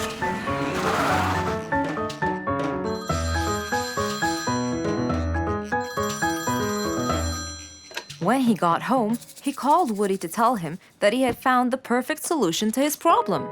It only took a few minutes before... Oh, Woody, right on time. Come on, Mr. Fox, tell me. Okie dokie, come in. I finally figured it out. I never doubted you, Mr. Fox. I was sure you'd be the one to help me find an answer to my problem. Oh, don't mention it. Here you go. These are blueprints. They're guidelines that will help you learn how to build the ship easily. Woody started reading the blueprints thoroughly. He knew most of what was written in it, so he looked up and said, It's a lot easier than I thought. Thank you so much, Mr. Fox. Oh, but Mr. Fox, what about the materials that I'll need to build it? Here's a list of all the materials you'll need. And what about the kind of wood I should use, Mr. Fox? I did extensive reading, and I found out that our ancestors were famous for using teak in the process of building ships, as it's really stiff, strong, and it can also be shaped to have wide planks, which would help the ship to withstand the waves of the sea. But I know you don't know what teak is. Not everyone does. But come along. I think it would be better to show you the tree I found earlier in the jungle. Our jungle? Of course! Everything you dream of can be found in our beautiful jungle. Mr. Fox got into his car with Woody by his side and drove off. They headed towards the tree that Mr. Fox had marked earlier. Here's the tree. Huh? I have loads of that wood in my store, but I never knew that I could use it to build ships. I didn't know about teak either. But with a little bit of research, everything is open to you, my friend. Mr. Fox, I can't thank you enough. I'm really happy right now. I'll never forget what you've done for me. It's my pleasure, Woody. Now that I know what I should do, I'll go back and start building that ship for Nate as fast as I could. Thank you again, Mr. Fox. So, after helping his friend, Mr. Fox got into his car and drove away happily. You know, it's true what they say. A friend in need is a friend indeed.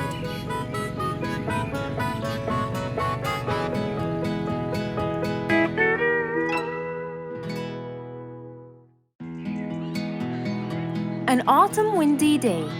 It was Jumbo's birthday. He was dancing and playing with his friends, hoping this day would never end.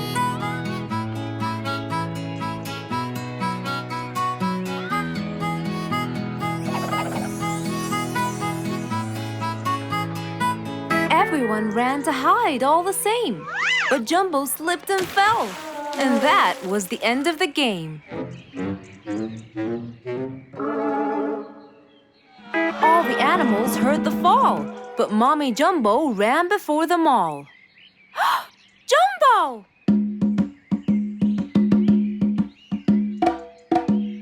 Oh, Jumbo.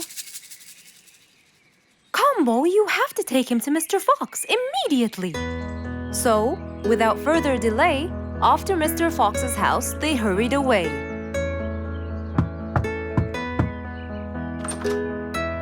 Hey, Mrs. Combo, what's wrong? Help me, Mr. Fox. Jumbo is ill. Oh, please, come in.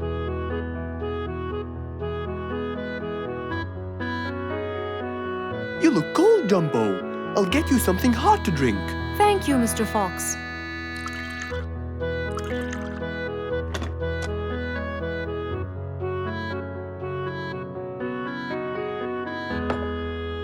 We were celebrating Jumbo's birthday.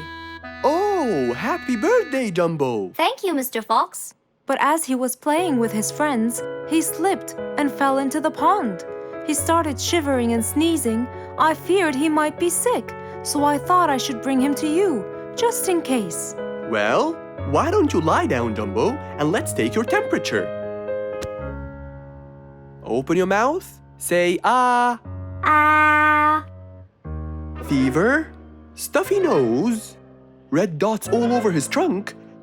It's definitely sniffles. Oh my, sniffles? Don't worry, Mrs. Combo. It's just a sniffles fever. It will go away.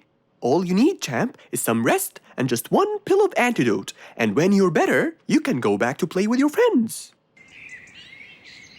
Thank you, Mr. Fox. After thanking Mr. Fox, Mrs. Combo took Jumbo back home to let him rest.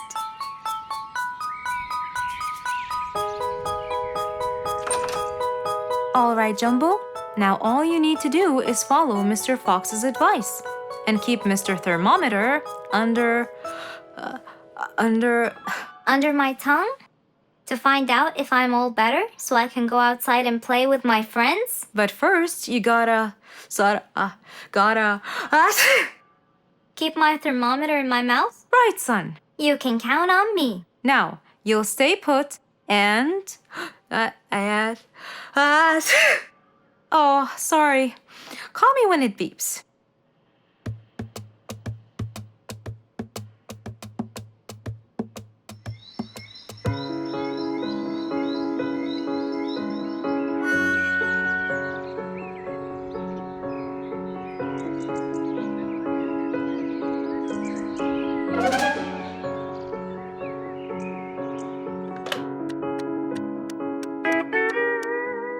Hello, Frisky. How are you? Hi, Mr. Fox. Roo and I were playing and I'm about to win. Listen, Frisky. I'm going to visit Jumbo now and check on him. I'm sure he'd be really happy if you and Roo come with me. What do you think? Great idea, Mr. Fox. I want to check on him too. We'll meet you there. As agreed, Mr. Fox met Frisky and Roo at Jumbo's house.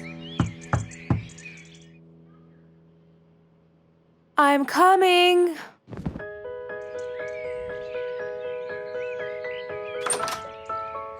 Hello, Mrs. Combo. We came to check on Jumbo. I hope he's feeling better now. Why, yes, Mr. Fox. Come in, everyone. Hey, Jumbo! I came to check on you. And I brought your friends along too. Are you feeling better now? Hi, Mr. Fox. Hi, guys. Hey, Jumbo. How are you feeling? Well, I feel better, but... Well, we need to take your temperature one more time, Jumbo. Is it time?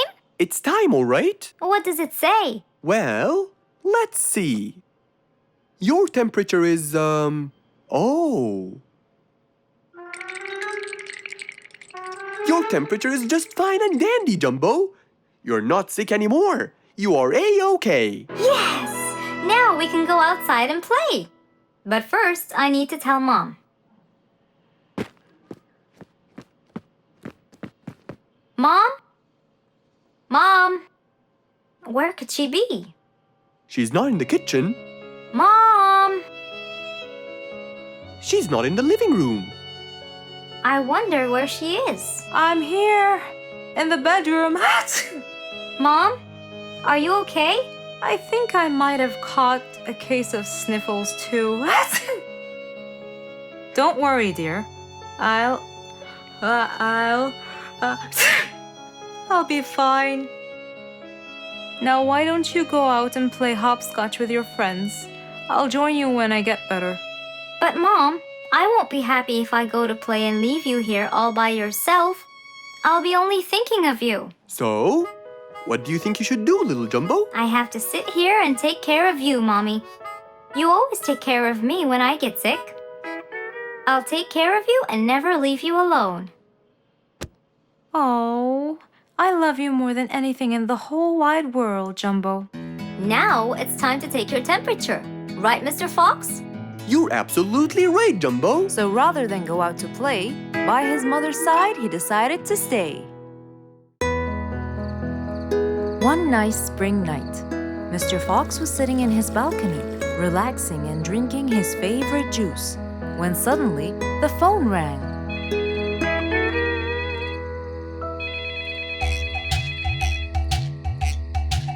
He wondered who would be calling him this time of night.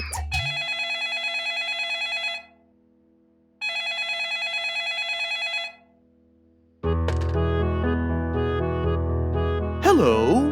Who is it? Mr. Fox, it's Rorik. Your Majesty. How may I help you? Well, Mr. Fox, I'd like you to come to my house early in the morning to discuss something urgent. Of course. I'll be there. After he hung up the phone, Mr. Fox went to sleep.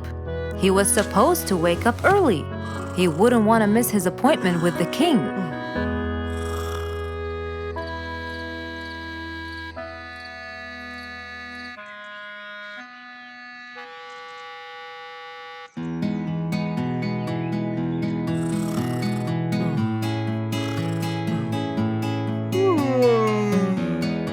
Early next morning, Mr. Fox woke up and went to wash his face. After that, he got dressed and was all ready for his appointment with the king.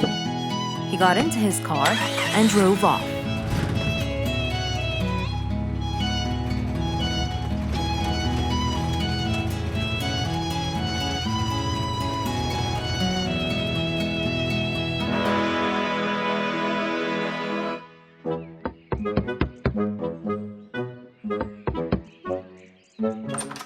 Hello, Mr. Fox. One moment, please. Your Majesty, Mr. Fox has just arrived. May he come in? Of course. Let him in. Come in, Mr. Fox. His Majesty is waiting for you. Good morning, Your Majesty. Hope I'm not late.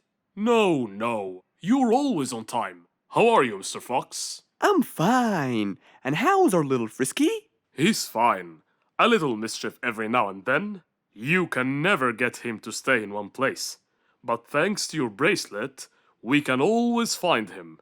Saved us a lot of trouble. It's my pleasure. So tell me about this urgent matter. As you know, our jungle's population has been increasing lately. Indeed. Our population has increased. Yes, but it's getting harder to summon them all to the meeting every time. That's why I called you, Mr. Fox. I need you to figure out a way for me to reach all the animals at the same time. Let me see. I need to think this through. That's okay, Mr. Fox. But please, don't take too much time. Don't you worry, Your Majesty. I will find a solution by tomorrow. As Mr. Fox got into his car to get back home, he thought all the while about the king's request. How could he help the king with his problem? With everything else Mr. Fox has faced, this might be a slightly bigger challenge for him.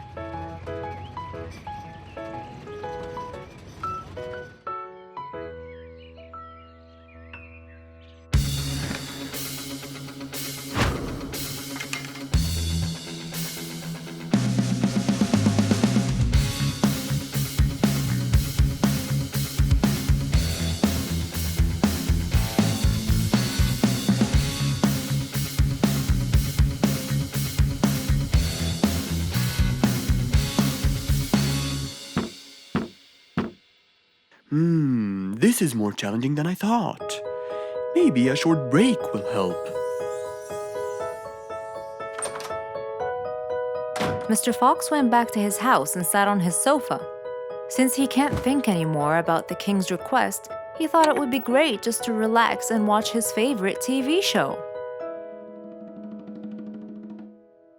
Everything was peaceful and quiet. But then suddenly, I got it! Mr. Fox rushed back to his workshop. He quickly designed a new device. He carried the new device to his car, and off he went to King Rorik's place.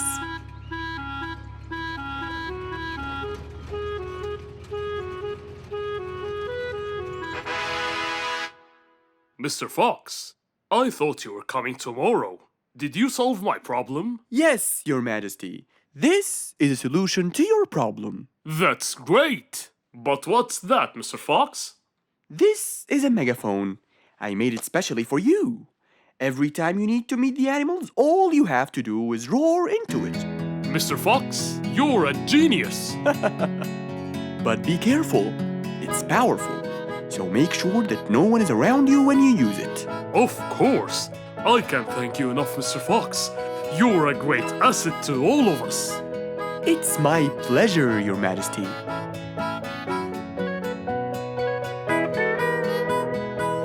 Goodbye, Mr. Fox.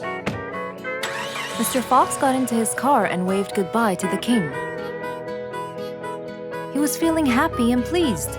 The problem was now solved, and he was able to help out a friend once more. It was a nice, warm autumn day. Mr. Fox was doing his morning exercises, sit-ups, push-ups, and running on the jungle track. A very refreshing start to the day. But then, unexpectedly, fog started to form, stopping any plans to enjoy the beautiful weather. Why is there fog covering the whole jungle? This is really strange. It's been happening a lot lately. I really hope everyone's all right. I should head home now. Oh, I think I should probably stay home today. I don't have my morning newspaper yet. And how would I? It's impossible to see. Aha! Wait a minute. I'll try calling Mr. Falcon. He'll definitely tell me what's going on. Mr. Fox held the phone and dialed Mr. Falcon's number.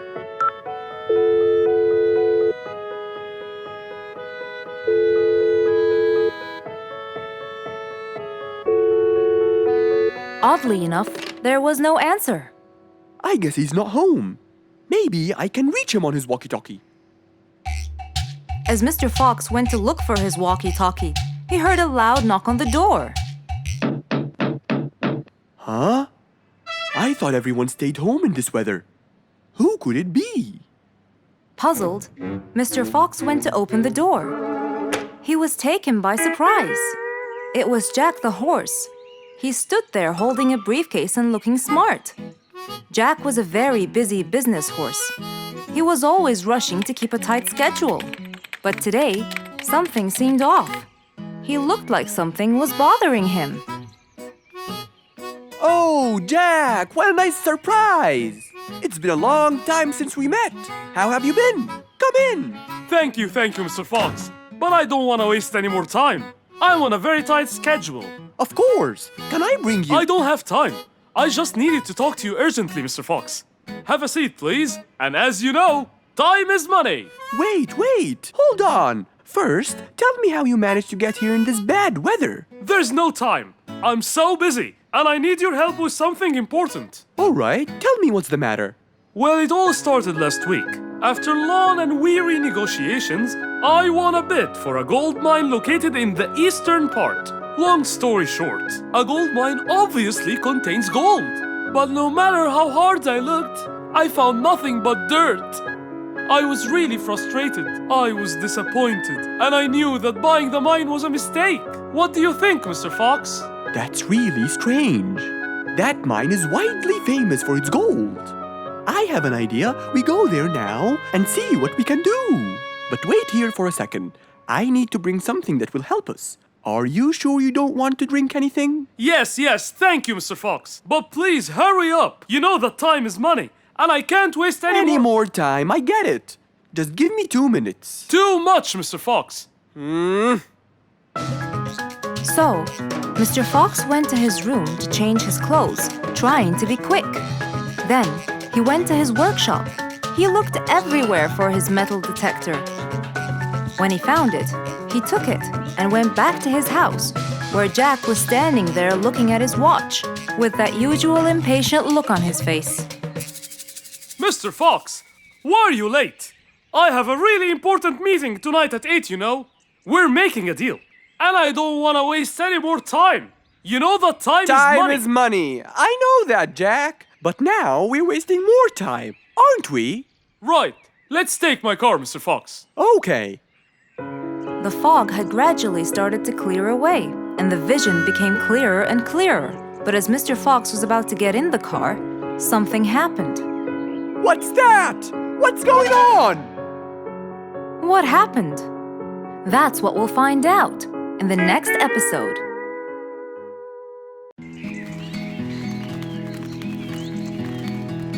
It was a beautiful sunny day. Feeling bright and early, Mrs. Sharpie was on her way to work.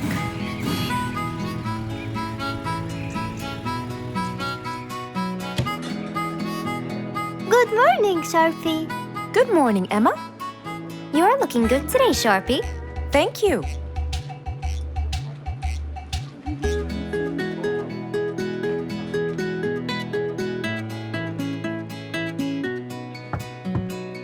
Come in. Good morning, Mrs. Susan. Oh, good morning, Sharpie. Today's gonna be a special day. I hope so, but why? Well, we have more packages that need to be delivered to their owners on time. And there's a special package for the king. I'm on it, Mrs. Susan. After piling them all up, Mrs. Sharpie went to deliver the packages.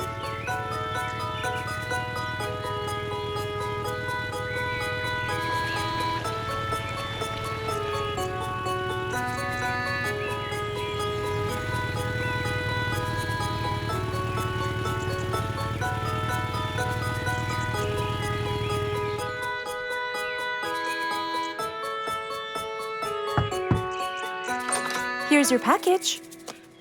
Thank you, Sharpie. Just in time. Looks like delivering the next one is gonna take some time. After safely delivering the package to Mr. Camel, Mrs. Sharpie took off to the opposite side of the jungle to deliver a package for Mrs. Deer.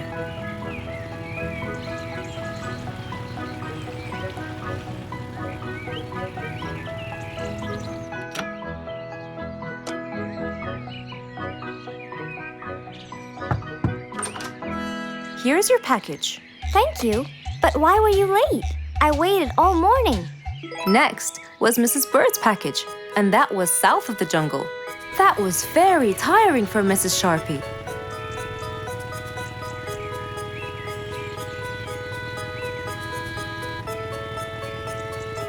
Mrs. Bird! Mrs. Bird! Here's your package. I thought you weren't coming. Thanks anyway. Next was Spike the Dragon.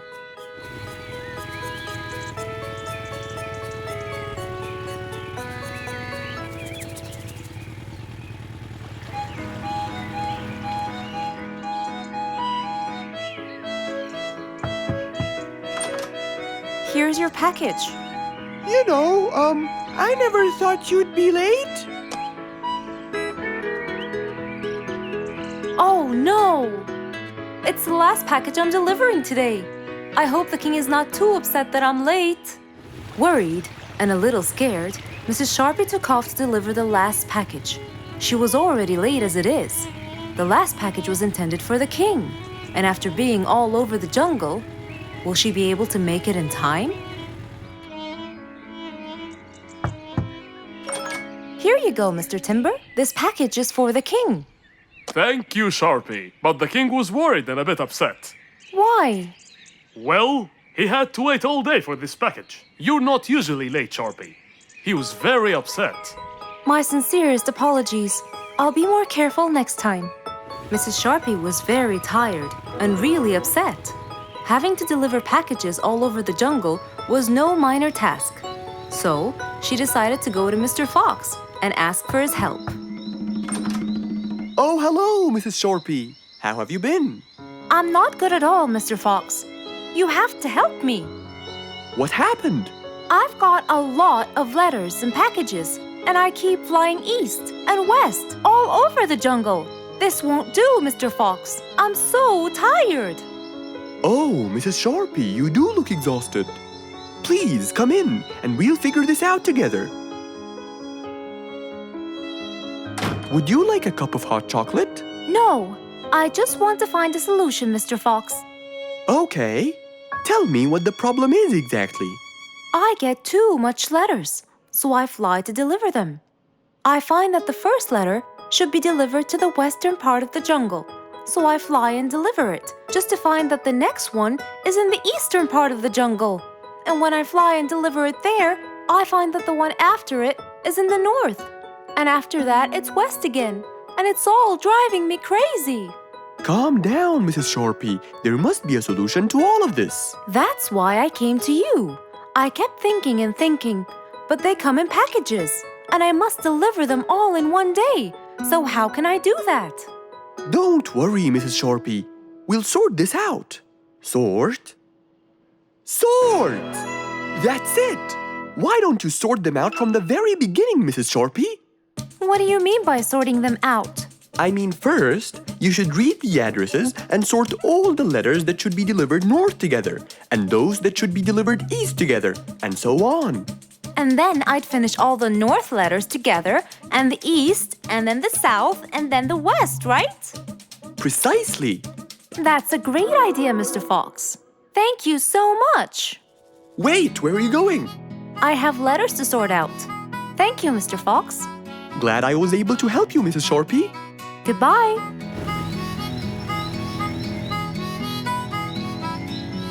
Happy with the solution she got, Mrs. Sharpie took off and looked forward to a new day with her new planned plot.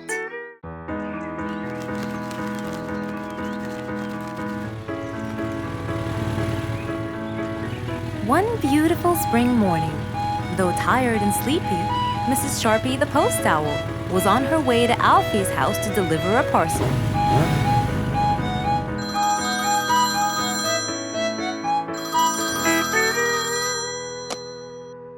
This is Alfie. Who is it? It's Chip, Alfie. How are you? I'm fine, thank you. Great! I sent you the new sheet music, which you have to rehearse. Of course. I will as soon as it arrives. As soon as Alfie hung up the phone, he heard a knock on the door. Good morning, Mr. Alfie. I have a parcel for you from Mr. Chip. Oh, thanks, Sharpie. I better start. Alfie took the parcel and got out the sheets. And then he went off to practice. Alfie the sea elephant was relaxing on the seashore, for it was his favorite place to be. He loved playing his violin, but suddenly the strings became so thin. And as he gave it a hard play, the strings snapped, and Alfie's face turned pale gray. Huh? Oh no! Not my violin! It's my one and only hobby! What shall I do? Oh, I know! I must go to Mr. Fox! Alfie walked towards Mr. Fox's place, hoping that he could help and solve his case.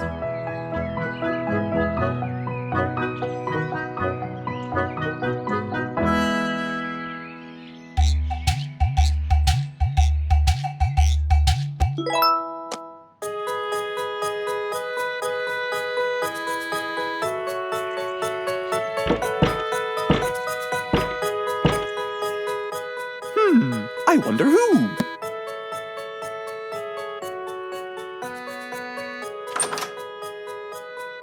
Alfie, our star musician. Welcome.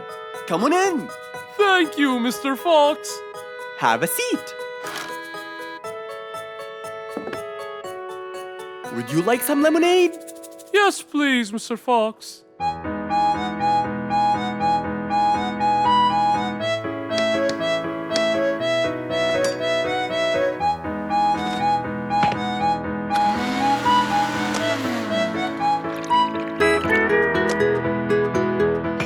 Mr. Fox came back with a glass of lemonade.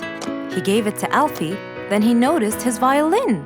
Oh, what happened to your violin?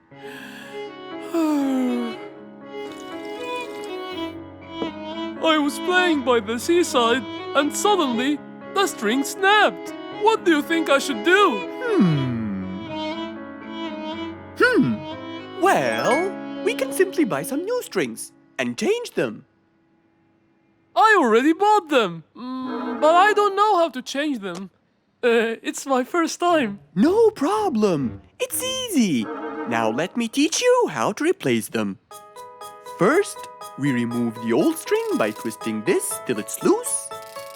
Then, we pull the broken string out of its hole. After that, we twist the tuning peg on the other end and pull the other end of the string from its hole as well. See? Now the whole string is out. We insert the thin end of the new string into the hole of the tuning peg. Then, bend the string around the hole like that and fix its other end into the other hole.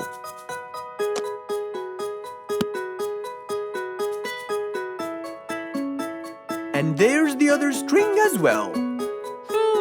Finally! Go ahead and play it. Okay.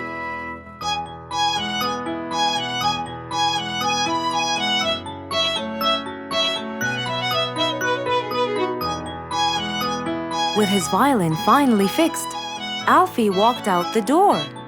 He went back to play on his favorite seashore.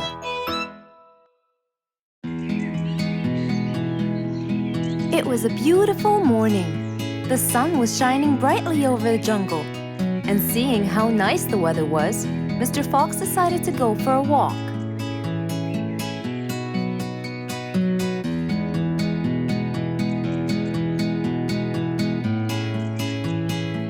The birds were twittering, the bees were humming, and the flowers smelled pretty.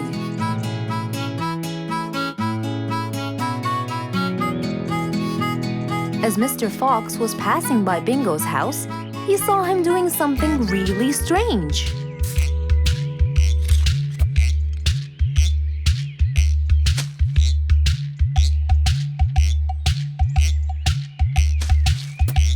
Bingo! What are you doing? I'm storing my favorite fruits to eat during the winter. But you can't just bury them. They'll soon rot. But what can I do, Mr. Fox? They only grow in the summer, and I love to eat them so much. Mr. Fox thought about it for a while. What could he do to help Bingo?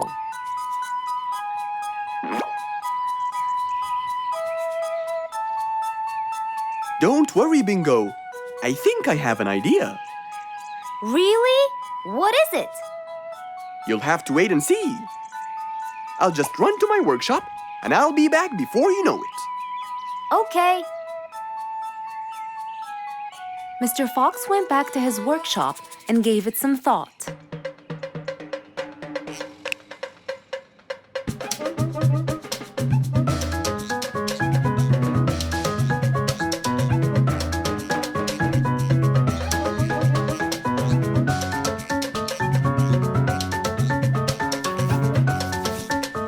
After calculating all the details, he started to gather the things that he needed.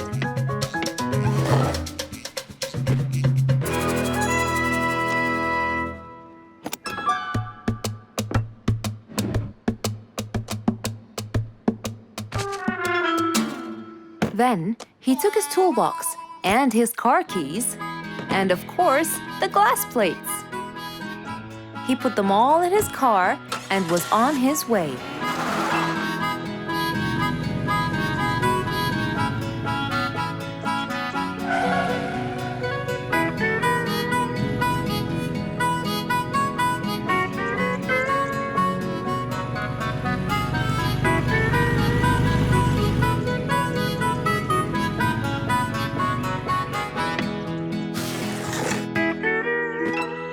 What's all this for? It's a surprise. I can't wait!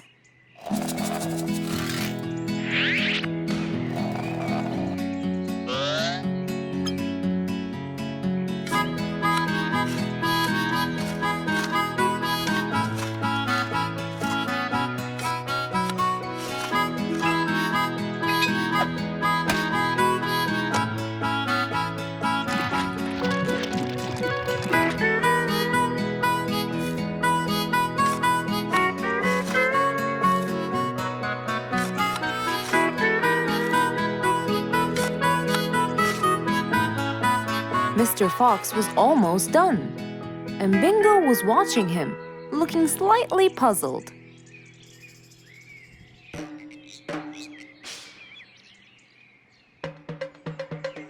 Here you go. You'll never miss pineapples again. So I can store them in here? No. You'll grow them in there. This is called a greenhouse. But it's not green, it's transparent. No. It's called green because we can grow green plants and fruits inside it whenever we want.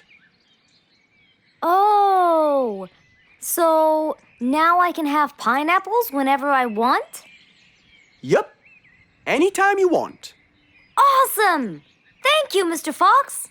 Glad I could help. Here, this is for you, Mr. Fox.